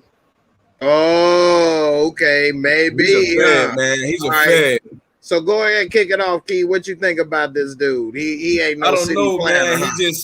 It's something about him, bro. Like he's a fed, man. He gives off real like fed vibes, man. Like undercover, like he trying to be like slick with it on the slide, but he talking about the urban development or something like that, man. I'm like, yeah, this nigga fed, bro. Okay. He looks soft, yo. Yeah, like he got a twang with him. He a little too clean, and then you don't mind dating a dope dealer woman. And yeah, they moving a little too fast, bro. Like, why? They should tell us why she want this nigga. Like, they actually giving each other sex eyes. Like, it's moving a little too fast. She still need the dust knocked off that thing every now and then. I mean, yeah, but why they gotta go after? Why do they have to go like her? It's like Jukebox again, the white girl shit. Like, why do they have to go after? Like, just keep it hood, man. You know what I mean? Like, is the problem with light skinned men too? Nah, I'm light skinned. Fuck all y'all. That's what I'm about to say to your ass. Like, nigga, you don't like yourself either? Nah. But like it's just I don't know. Just this guy looks weird. All right. Marissa, what you think about this dude right here, Symphony of the Night? I think he might get killed or he could be a fed. Okay. He might be a snitch. But it's still a fed. Basically, one that ain't getting paid twice. Right. He definitely look out of place. That's a fact. Or he could fall in love and, end up getting killed in the process. Not the snitching part, but just, get caught in the crossfire. But why? Because she got that good. What you mean? He want to roll in the range. I guess. She just dropped off a couple $100 talking about for dinner. He like, but I'm gonna ask you out. She's like, whatever, boy. He gonna be walking down Jamaica Queens with the white girl, both of them together. I never thought we would both end up here. Oh my God, looking at each other shit in the face, dumbass. We're in Southside Jamaica. Somebody said he like Jamal Moore. He did. He do a little bit. My girl said that we was watching. He do a little bit. Yeah. Shaq, what you think about Symphony? I think it was too early to tell. I didn't really get any vibes from him. I did see, wasn't that him in the bed with the white woman? No, it just looked similar to him. I thought it was him at first, the very first time I looked at it, but I saw when he sat up, it wasn't him, though. But then I saw it again a couple more times. That ain't him. Okay. So who is that? That was just some dude that was with her. Wasn't that the bartender? No, because he the bartender, Symphony. I'll show y'all the picture of the guy. Oh my God, he done took one of them shot riders. Oh, we're fucked now. Look, see who the fuck is these people? Look. No, that ain't the same dude. I'll show y'all a picture of him. She was fucking him like that was goddamn the last dick she was gonna have. Hey, you can say what you want about the white girl. She was working it though. She was.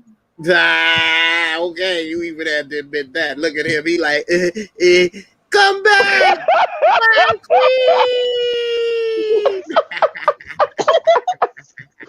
Oh your throne is awaiting, my queen. No, I think probably would have ran after her. That's probably yeah. That ain't the same dude though, right? No, that ain't the same. I thought it was him though when I first saw it though, but I only saw it one time. Like multiple people, like y'all. All light skinned men look alike, man. Nigga, we talking about me and you. Shut up, bro. It's a joke, man. You all the light skinned women jokes your ass got. I got He's lots like, of tip funk ass. that ain't a joke. That shit real. There. Shit. So I don't know. Shaq, did I hear from you on this one? What you think about Symphony? Yeah, I just said it was too early to tell. Too early. Okay. Yeah. So then we got Lawrence left then. What you think about Symphony? You think he about that right or what? He a cop? Or just in the wrong place with the wrong woman? Probably. I don't know. He just looked like he out of play. It's like somebody, a model, fashion model from Los Angeles hopped into the show. Didn't make any fucking sense. Just, I don't understand, like, why is he there? Why is he trying to bag this beautiful hood queen pin? You know what I mean? Like, I don't understand it, but gotta wait and see. I don't know. I have no idea. So you don't think maybe some men may think they can handle it? If you saw her and would you try to holler? If you was it him? just like it seemed like it's a cute couple to me. It seemed like it's trying to be a little Hollywood on that shit. It don't seem real. Like Joey Badass, bro, that unique shit, that seems real. You know what I'm saying? Like I thought that they would get together, Raquel and there you Unique. go. There you go. And join forces. But like, he seems younger than her too, though. I don't know, dude. He looked like. Didn't they say he had a brother? He had his brothers running the business until he got locked up or something like that. Yeah, he did. Yeah. Oh, so that's probably why. Said, don't diss LA, man, because they got good looking people, and your town don't, man. Oh Lord, okay. Crazy, but yeah, I don't know, dude. I can't figure it out. I don't know this guy. So what I think about dude, I thought maybe he was getting in over his head, but Key got a good point, and a couple of y'all. I mean, Shaq, you are kind of right. It is too early to tell, but I think that he might be a cop or something. He is working at a bar or club that sells dope, and you know he could have been investigating that, trying to get to who's the distro. And that was his moment to get in there and get up, higher up the ladder. So we'll see. If he starts sleeping with her, then he probably not a cop, unless he maybe get in too deep, literally in too deep. And who knows? But that's another Omar Epps movie. Omar Epps, yep. Right. Get too deep with LL Cool J. I'm God. That was one of my favorite movies of his. He said, "You ain't no cop." Right. That pool cue scene, that was crazy. Jay Reed. Yeah. All I want to do is be there for you. Right. Now when they came in, give me the ooh-wah. Right. I remember they came in when dude was eating that coochie. He like, man, I'm just getting my eat on, man. You know what I'm saying? And he cut that man's tongue out. Boy. He was just getting his eat on. And then the pool stick too. The pool he was good. Man. Love it. Love it. Love it. That was fucked up. Woo. Disturbing. Yeah. For real. So Joey Badass is the character Unique, the rival drug dealer that is with going against Raquel. We making this nigga famous. Yeah, y'all is, because I ain't never heard of his ass. You too, Jay. Is your channel? Hey, you Jay, man. Hey, listen, Jay. You gotta listen. You gotta check out that 1999 mixtape by Joey, man. You gotta check it out, man. 99. Oh, that's the name of it. Yeah, it's called. Yeah, the mixtape is called 1999. I was about to say this dude wasn't around in 99. Okay, so it's called 1999. All right. Yeah. And last night, you all, I think Lawrence and somebody else said that. Cobra. Cobra. He said that he was on the Wu-Tang show. Yeah, he played. I think he played. What's his name? What's his name? Dang, I can't remember. Inspector Deck. Okay.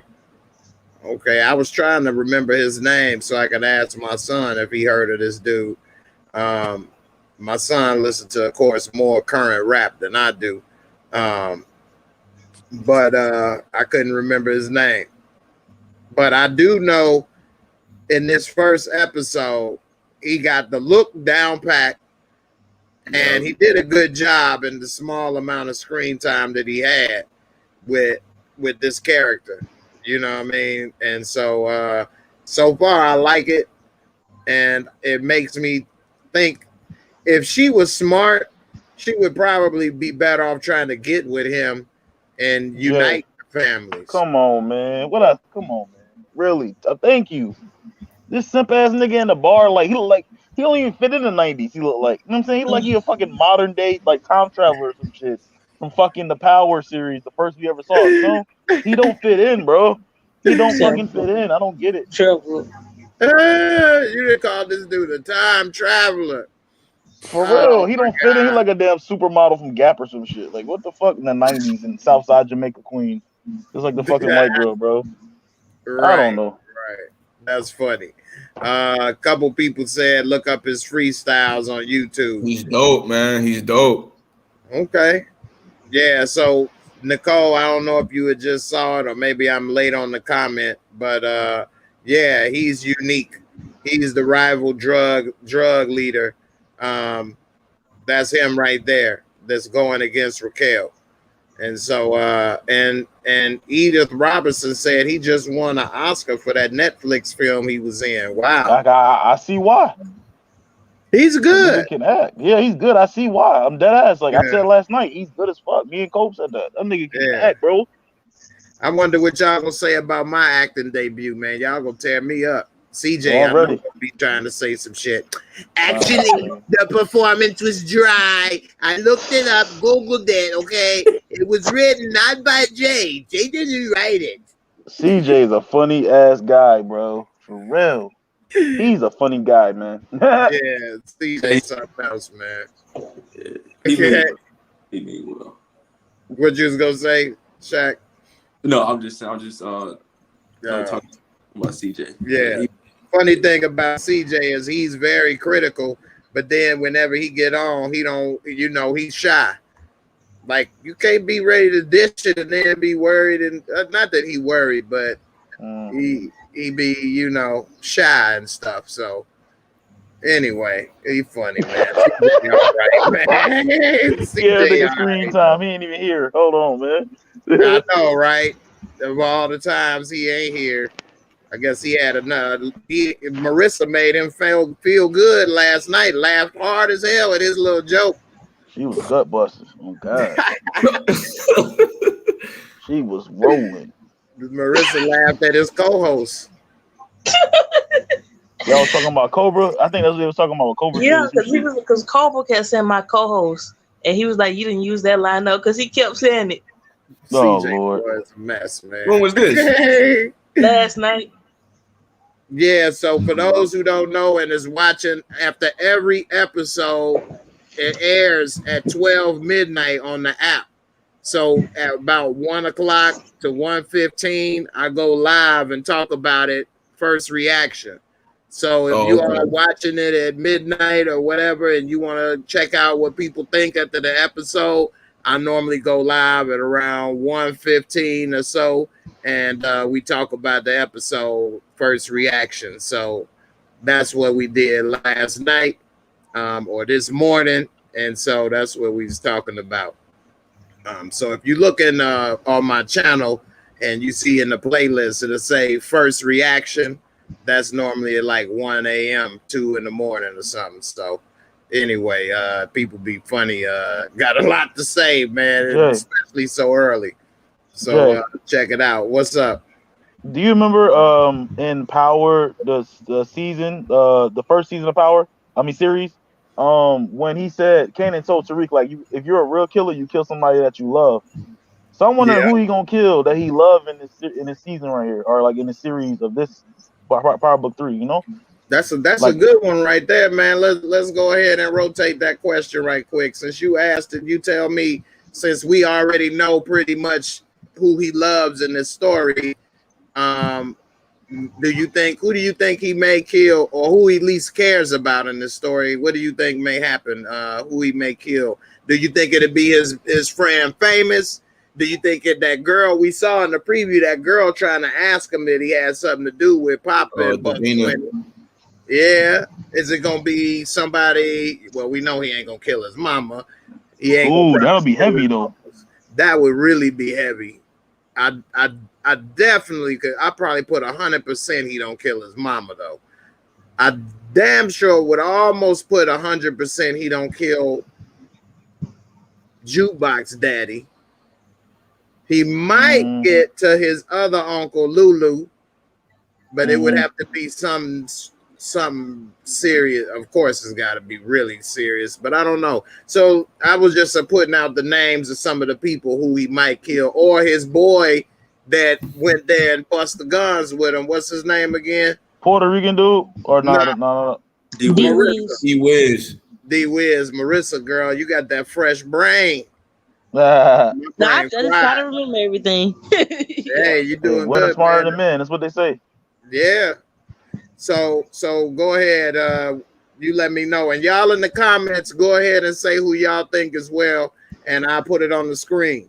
So I definitely think Famous would die. I think he gonna end up getting killed. Yeah, Famous seems like one of those characters that's gonna die. He either gonna be like a snitch or he gonna be doing like being two-faced. Okay, and you think Kanan would be the one to do it? That's the real jukebox. Okay.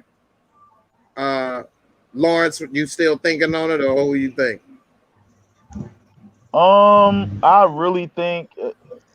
I mean, it got to be somebody heavy, because for him to bring that up to Tariq, it fucked with him, but he had to do it. You know what I mean? He didn't give a fuck about Buck 20 at all. Y'all say he wanted the girl, so it ain't him. It could be the girl that he likes or somebody. I don't know. Yeah. And it wasn't his son either. I just seen somebody posted that in the comments. It's not his son, because that was before, I think, that he did that. That was before he killed Sean. So it's somebody. It's somebody in this series right here, bro. That's what I think. I don't know who it is, but who want to go next, Shaq or Key? Yeah, it's not his son, bro. That was later on in the season.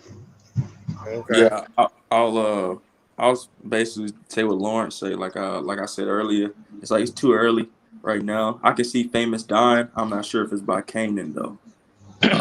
Okay. Breezy just said Famous is already cast for season 2. So it's not gonna happen this season at least. Okay, I don't know who's cast for season 2 or not. So I just take your word on it. But just off of, we know who he cares about at least. So maybe it don't happen this season. But out of the people we know so far who he at least got love for, you say probably Famous? Yeah, I'll say probably Famous, maybe one of his uncles, but that's highly unlikely to me as well. I like this. I was just gonna say, Montana Max said Marvin gonna betray the family and Kanan gonna kill him. I rock with that simply because I think you said it, Big L. Marvin he seems too greedy. He seems like what did Kanan say? He doesn't ever miss an opportunity to miss an opportunity. Yeah, that's true. true. So I think that uncle's gonna get too greedy and do some kind of slick, and Kanan's gonna have to take him out. So I think I got my money on either the Uncle Marvin or Davina or and then the last but not least, of course, I'll say Famous. But I think I'm going more with the uncle. Yeah, it's one of the uncles. But then you too, like maybe Jukebox tell him that she's gay, or like he catches her with a girl, and then he jump on Jukebox, beat her up, and then Kanan figure out and shoot that nigga in the head. Damn, you know what I'm saying? That's a deep one though. But I can see I can see him killing Marvin, but for a different reason. More like what Key say. Maybe you cross moms, and then I'll get you more than maybe. He would be mad if he beat up Jukebox, but it depends on how much and what happened. Maybe if he tried to kill her, maybe. But I think if he tried to take over the business from his mom and put her out and this, that, and the other, and all of that, I think maybe that would be the case. Yeah, but why? But okay, hold on. What Burst said. Why would you kill? Why would he say that after he killed Jukebox and Jukebox had a gun that Tariq had when he popped Jukebox? That don't make no. He said that before when he was about to blow off Tariq head in that house. Remember? Because he was trying to get back at Ghost, and then he said, "I hate my dad," and he kept him and started finessing his mind. He could get to Ghost a different way, and it worked, obviously. So that's because he popped Jukebox for holding Tariq with the gun to his head. Remember that? He didn't say that then. Come on, man. I'm trying Y'all to better remember pull up when he power. actually told him that. Yeah. I remember him saying it. I'm trying to remember when he said, "You He ain't a told him real." that after Sean, I guess. He wasn't talking about his son.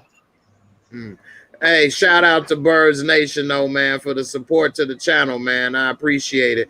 Anybody in the chat that remembers when Kanan said to Tariq, "You not a real killer till you kill somebody you love," go ahead and type it, because I'm trying to remember when he said that.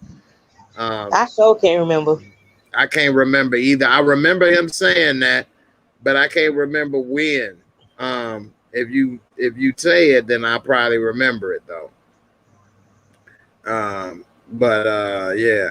And for those who may not remember, because I didn't remember for a second either, Marvin is Jukebox dad. So that's the uncle that's Jukebox dad. So maybe that's who I see. If he kills somebody he got love for, I think that's who it may be. I think it would be for a reason of crossing his mom more so than a Jukebox reason, though. But we'll see how it go. I thought Kanan mama wasn't dead though, because you remember he said he was going up to his mama house when he got out of jail. He was going to see his mama, unless she died, and he was going to visit her grave. I don't remember that line. I'd have to rewatch it and see. Y'all be back. I'm about to go hit the bathroom quick. Yeah. But yeah, man. I'm still trying to remember when he said that part about kill somebody and that you love, you ain't a real killer. I'm thinking that was when he was with Tariq and like being buddy with him, like when he was telling him about selling Fat Alberts and all that stuff. I'm thinking it was around that time period. So was that was after the Jukebox situation, wasn't it? Or before? I don't remember. I had to watch it again. So much stuff. So let me ask y'all about this scene right here before we get ready to get up out of here. This was very symbolic. She had him there and she made him go ahead and take that shot. And she was telling him, "You want to be in the game? Well, now you in it. You got that bullet out there in the world. It's going to be coming back for you. This is part of your destiny now." Because, she always believed in astrology and maybe your destiny is in the stars, this, that, and the other. Now, do you think she was telling him this because maybe somebody did this with her and maybe it's a bullet that she feels is coming for her one day? Or do you think she did this for the first time with him and, is trying to show him this, but, nobody ever showed her this same way of looking at things? Key, what you think about that? You think this is something that she feels the same about herself? Yeah, I actually like that when you said that. It makes sense. I mean, I think eventually something's going to happen to her. And I think that's kind of foreshadowing, like, that bullet is going to be coming back to get you. So, I think it makes sense. That makes sense. I actually agree with you on that one. Yeah. Yeah, that was very, it make you think, you know what I mean? Like they say, live by the gun, die by the gun. Of course, it's not 100%, but if you keep living that life, you either gonna end up that way or in jail, or you gonna get shot, damn sure. Yep. Marissa, what you think about that? Yeah, I think she was just telling him, like, that's how the game goes. It's not gonna be easy. Yeah, definitely. And then she was telling him something about she was gonna take him to his grandma, but then she took him there. Do you think she realized now after she tried to tell him go up to his room, he like, nah, I'm grown. And then after he got shot at, they was like, hey, look, going to that school or this or that ain't gonna change. Like they coming for him now. So maybe she finally giving into it, but she want to let him know, hey, this game is like you said, it's gonna be tough. So that's literally the same thing Tasha did though. Like she was at first trying to tell Tariq that he don't need to be doing stupid stuff, but she tried stopping him from selling drugs, and eventually she's like, I'm just gonna teach you the game. mm-hmm. That's Yeah, true. it's so generic though. Like every gangster has to be about to go to college and be successful before they turn into a gangster. Like Franklin. Like everybody, bro. Well, Franklin got kicked out, didn't he? You know what I'm saying? Like, it's not a every that doesn't make any sense. It's like pick another to talk about black folks, pick another storyline, bro. The nigga woke up, he grew up around that shit like Menace to Society. Nobody ever told Kane he was gonna be a fucking scholar in Harvard. He looked around him, didn't give a fuck about school. He said, I ain't gonna learn shit in this classroom. And then it did what? Adapted to the streets. Started killing people and shit. You know what I'm saying? So he had gangster friends. yeah, his mom and dad. Look at shit. Remember? His dad did kill somebody, Samuel Jackson. Right in front of him. Yeah, he was like, I ain't gonna learn shit in this suck classroom. on this. Pow, pow, pow. You don't tell them. You don't ever tell them man to suck your dick. Don't do that. That's murder words for real. Hey, you ain't lying, especially to somebody that's already a killer. That's and you in his own house. And owe them money. And owe them money. Yeah, he just was going way too far, and in front of other people. Yeah. So, Shaq, what you think about that scene where she took him to the shoot? You think she felt the same way about her life, or you think she was just thinking about that for him, or both? Yeah, I think it definitely seemed as if she was there before. I thought it was a very specific spot. It was nobody else in that parking lot. It was just them. It seemed like she had been there before, and she just realized that she wasn't gonna be able to protect him no more. So, and he wasn't gonna just go live with his grandparents. He really wanted to be in the streets. So like like you said, like she said, if you wanted to be in it, now you're in it. So I wonder who taught her brothers the game. Well, he said that one dude that ended up dead in a year later was the one that taught her the game. Oh yeah, set on fire. Post, yeah, Post, yeah. So yeah, maybe he took her there at one point or something, telling her about the game or whatever. So they didn't have to jump him being a kid to a teenager that fast though. We could see a little more of him being a kid. Yeah, like they should have kept it in that same situation. Like maybe he's seen his mom shoot somebody in the face or some shit. Who knows? Or he's seen dope on the counter. You know what I mean? So like. Yeah. That whole episode could have been based in 1985, I guess, and then the second episode could have been 1991. Yeah, because the shots you had it, like it was just saying, like, oh, this is how he became like a fucking Michael Myers. He just beat the kid repeatedly with a sock full of batteries, like he just hitting the kid like this is how he became a killer. No, but Kane is more than that, I guess. He just don't run around killing random people. He's ruthless, but like he has a point behind it. He's also a business, I don't know. Yeah, they did jump that fast though. That's a good point. They could have kept it with little man. For one, I love that scene where he beat him with the batteries. But then the thing that didn't work with me is that they saw him coming, and they didn't even swing back. Yeah, I guess he thought he wasn't gonna do it though. I guess he thought, he ain't gonna do nothing. Even though they would have rushed him. In my hood, we would have rushed him. And then it got to be a perfect swing to get him right in the face. You got to swing that shit perfect. That's true. That's true, though, Jay. Yeah. Hey, for real. I ain't gonna stand there and wait and be like, "Hey, you back from?" Nah, we're gonna be like, "Oh, he got some shit in his hand. Get him." The guy ran and did a street fighter. Don't wait to get hit. Hey, for real. Put an arm up or something. I remember one of my friends used to walk around with like He used to walk around with like a broom or a rake or something. Like he just walk around with it in case somebody try to attack him. And it was one dude that used to like bully a lot of people. He was bigger than everybody at the time. And my friend that had either the broom or the rake, he tried to hit him with it, and he put his arm up and blocked it, but the rake broke on his arm.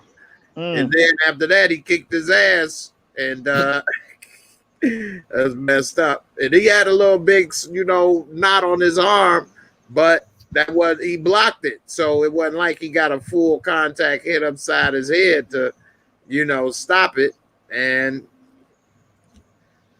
we didn't see him no more with a broom or rake for a while. Well, they take a broken arm than a concussion any day. Shit. For real. Damn sure ain't gonna catch that in the mouth. Yeah.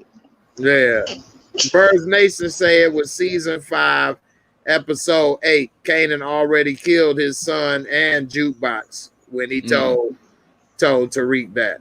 Okay. I have to double check that. I believe you. I'm just saying. Makes sense. Yeah. Yeah. I think he was already a real killer though by the time he said it. But yeah, like it didn't. Yeah, I don't know. Yeah, you're right. Yeah. But that's what's up. How many bodies he got? Word. Real. Kanan probably done killed at least 20 people or more. I mean, how many people Tommy killed? Tommy killed 30 people on Power by himself. Oh, that's my I think I did see a video of somebody talking about Tommy's kill count. I couldn't keep up. Man, I want a shirt with him on it, bro. That's my nigga. I love Tommy, man. I want a shirt with him on it, with the holding the gun, looking crazy like this, with his eyes like closed, one eye closed.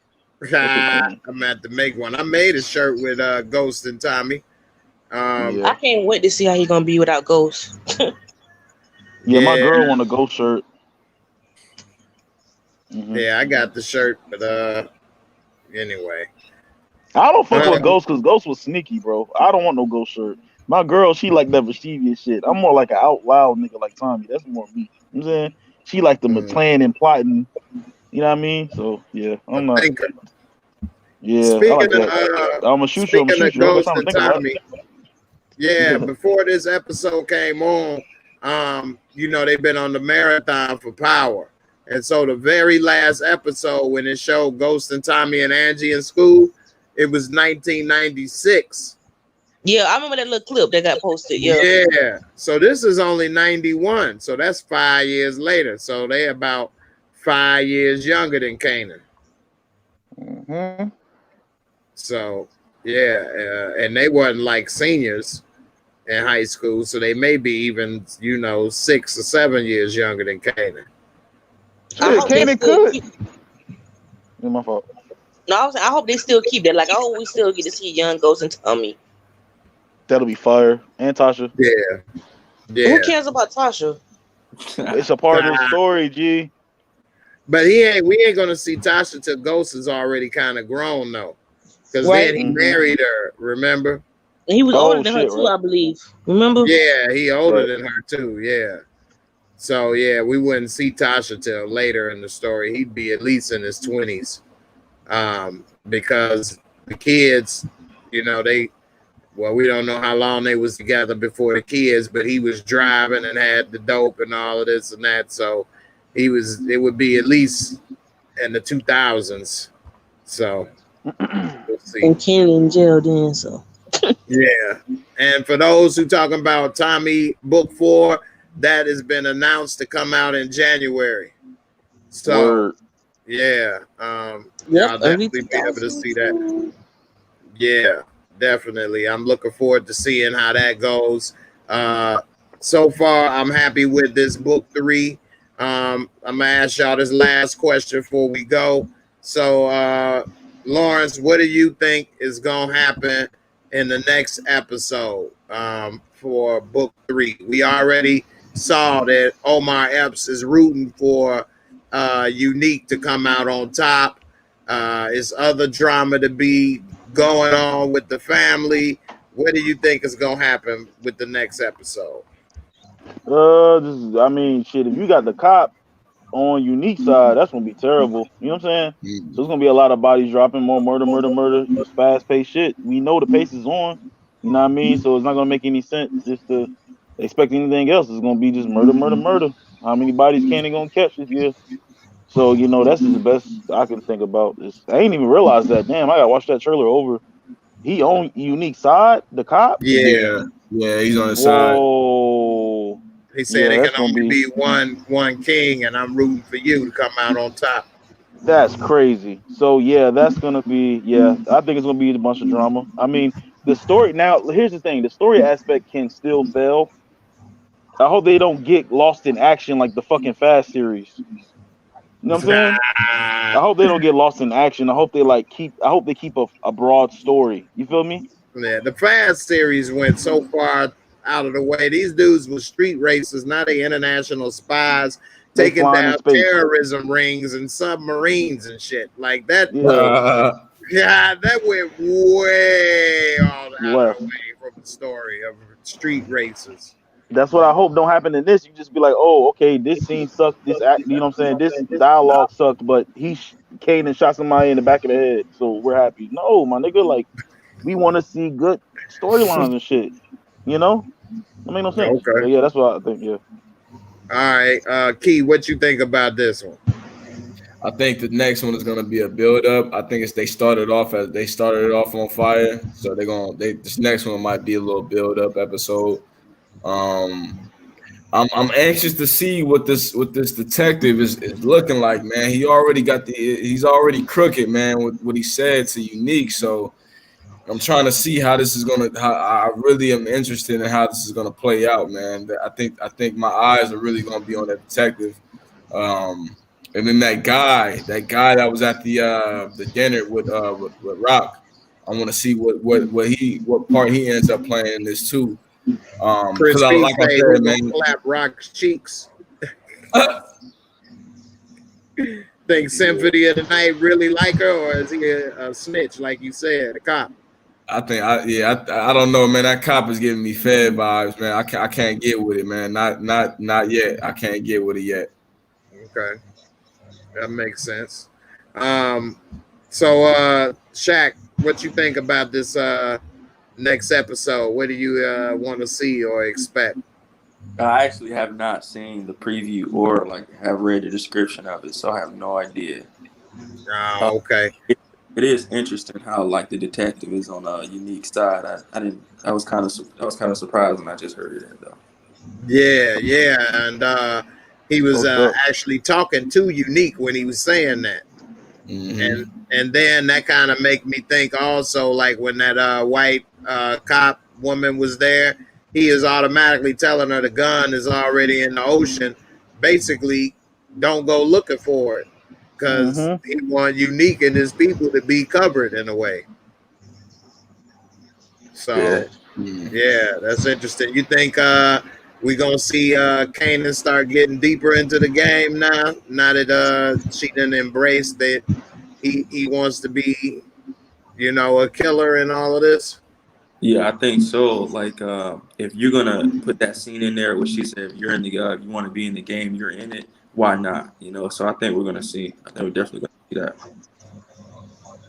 Okay, Marissa, you got the last word tonight. What do you think for the next episode for the show? What do you want to see? What do you expect? What's on your mind? I think it's supposed to be a fight. I think because it's like some kids fighting in the hallway or something like that in the preview. Oh yeah, I did see that. Yeah, I think that girl. I guess she probably fighting jukebox. Right, and then the girl asked him, "Did you have something to do with Buck 20 getting killed?" So yeah, I don't think she would be fighting the dude. I think it's definitely jukebox. Okay, why would she be fighting jukebox? You got any ideas on that? Yes, because she can't make Kanan wrong. I don't know. Yeah. Kanan gonna handle it. She already don't like that. She been playing Kanan to the side since first grade. So I don't think she was really playing it because she did say he was cute and smart or something like that. Yeah, she did. She pulled a Gemma, playing with his emotions. King, stop acting like a peasant. Right. For real. My queen. Shit. All right. The detective is Kanan Daddy. I agree with that. Yeah, somebody put that in here. You really think so? Yeah, I could be wrong, but it seemed like him and Rock didn't really like each other that much. They had a respect though, but I don't know. That would be a hell of a take right there. Makes sense. And Kanan saying something about he never seen his father, something like that, and he said something about like I feel like if he should have did something about the shooting. Like he didn't really press the issue. He like, oh, they missed the wrong house. Oh well, he didn't really make it a big issue. So I guess maybe they used to it where they live at. Shit. Plus, he rooted for the other dude, so he probably don't give a damn because he just want her to stay out so they can kill her. Yeah, basically.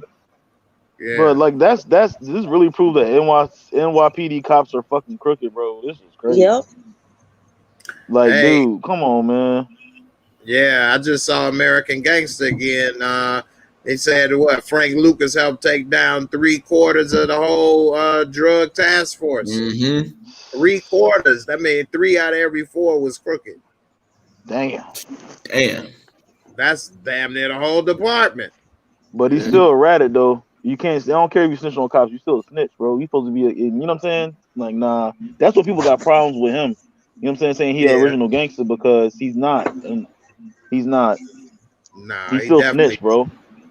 Yeah, and then they made it seem like he was close to Bumpy, and he wasn't.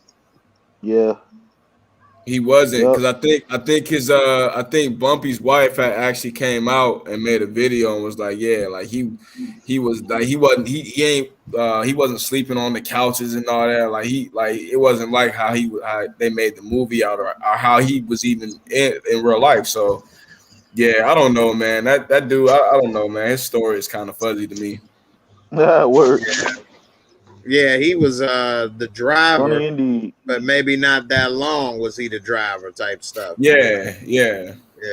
And his connections only really worked because of the Vietnam War. Because if it wasn't for that, he wouldn't have had what he did, and it didn't work after that. But he should have listened to old boy and told him when he told him getting out while you ahead is quitting while you ahead ain't the same as quitting. Like I say, I just saw it again, so I remember that part. But damn, at the end they said they seized $250 million in cash and assets. That's a lot today. So imagine then, that's like $1 billion back then. Yeah, that's a lot of money. Woo! He should have retired. How much more you need? For real. Hey Jay, I know this off topic, bro, but I hate to say, bro, I'm glad I ain't bet your ass. On what? You said Bucks and 6. Hey, I called that Bucks win, man. I knew Bucks was gonna win that game 5. Yeah, that alley hoop. You saw how he looked. Giannis looking to the camera. That shit was running chills on my spine. Yeah, that's some Jordan for real, bro. Yeah. Like it's like a damn magazine cover. That shit was crazy. He was like, Right. Hey, for those who don't know, every Tuesday we talk sports. Hey, I told y'all it's gonna come down to Giannis and Ayton because can't nobody really stop them. And when they got that injury, that made Phoenix really over with because they don't have no other big man to relieve Ayton. Nope. And Lopez, nope. Yeah, and Saric, even though he wasn't that productive, he stretched the floor, gave him a different look and dynamic. Now they very one-dimensional. If Devin Booker don't score, they got nothing. I'll go even further, Jay. Like, I think it was all about Drew Holiday.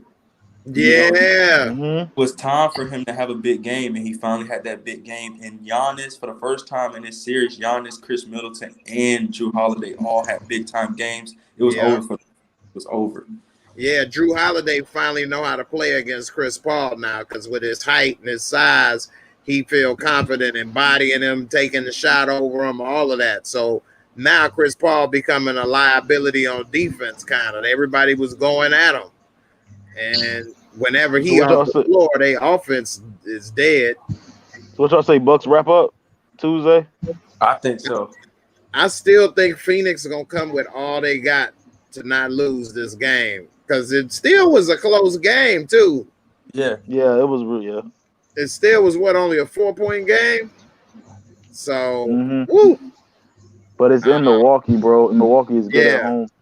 That's why I say Bucks and 6. But if they don't finish it, then Phoenix is gonna win it at home in 7. That's what I said too. Oh my god, this is a good year, bro. All that shit about LeBron not being in and shit, like it's still a good series, bro. Yeah, I'm definitely tired of LeBron. Me too. Yeah, and Phoenix needs somebody else to step up. Bridges, like they don't really have a good bona fide scorer other than Devin Booker. Chris Paul can get buckets, but Drew Holiday is gonna even him out. You know, whatever Devin Booker get, Giannis can even that out. Chris Middleton, they ain't like Aiden ain't gonna get 20 all the time to even him out. You know, and then what messes up Aiden is that Brook Lopez can shoot the 3, so he takes him out the paint, which then leaves it open for Giannis to just dunk on everybody whenever he wants. Yeah, we're gonna be so busy Tuesday. I work at a bar. Yeah, we're gonna be so fucking busy. Damn, gotta make that money, man. Something like it. It's a new show coming out on Showtime. What's it called? American Rust. I ain't heard of that. Chicago What's that about? spinoff or? It's in I ain't heard coming of out that. in September. Chicago It's coming out in spinoff. September. The Shot spinoff. No. Let me say that so Jay don't think I'm talking about his city. Let me say The Shot, not Chicago. The Shot. Nah, I knew you were talking about that, but yeah. Chris P, I don't plan on talking about the Olympics. What Olympic basketball? Hey, he's an intelligent brother. You know, he's an intelligent brother. Right. The Olympics is cool, but it ain't really my thing that I watch like that no more. But Olympic basketball is more interested now because a lot of the best players ain't only in the U.S. and they got a lot of players that ain't doing much this year. They getting whooped. But I think Devin Booker, Drew Holiday, and Chris Middleton gonna join the team or something. Yeah, I think so. Yeah, something like that. So they should be better. They needed a Trae Young or somebody on the team. They lost a big one. Bradley Beal stepped up. Right? I think he left. So Kevin Love left too. Yeah, he did. Yeah, they like, man, I'm done with this. Y'all ain't about to tarnish my legacy losing to Nigeria. I'll holler at y'all later. Yeah, but you ain't hear that Damian Lillard talking to the Sixers. Y'all better hope that don't happen. Man. For real. They said Lillard might request a trade any day now. That's gonna be big, man. Yeah, he go to Philly with Joel Embiid. That's Shaq and Kobe. Because they gonna get rid of Ben Simmons. It's just oh my God. Yeah. The Sixers make the most sense. Give the Blazers Ben Simmons and those picks. Right. But Portland don't want no damn Ben Simmons for no Damian Lillard. I keep you on my team unhappy before I get a Ben Simmons ass on the team. Yeah. But Ben Simmons still got a lot of potential. He just need to work on his game, though. Anyway. Hey, I'm about to get up out of here. I want to thank everybody for the support. Sally Ann and Birds Nation, thanks for the support to the channel as well. All the great comments. We had about 100 people in here at one time checking out the show. I appreciate everybody. Don't forget to hit the like, subscribe, everybody for sticking with it and watching. And Lawrence and Key, Marissa, Shaq, thanks for coming on up. I appreciate y'all. Had a good time chatting as always. And when we get out of here, hold on for a second. And I'll holler at y'all right quick behind the scenes. And everybody else, I'll catch y'all tomorrow after I'm on Lamont's channel. I'm going to come on here and we'll dissect some more of these shows and chop it up. So everybody be safe. Have a good one. And I'll see y'all on the next one. I also got my recap almost done for Power. So I've been trying to get it done a little sooner. So we'll see how that go. All right, y'all. Everybody, peace. Be safe. I'll see y'all on the next one. I'm out of here. Deuces.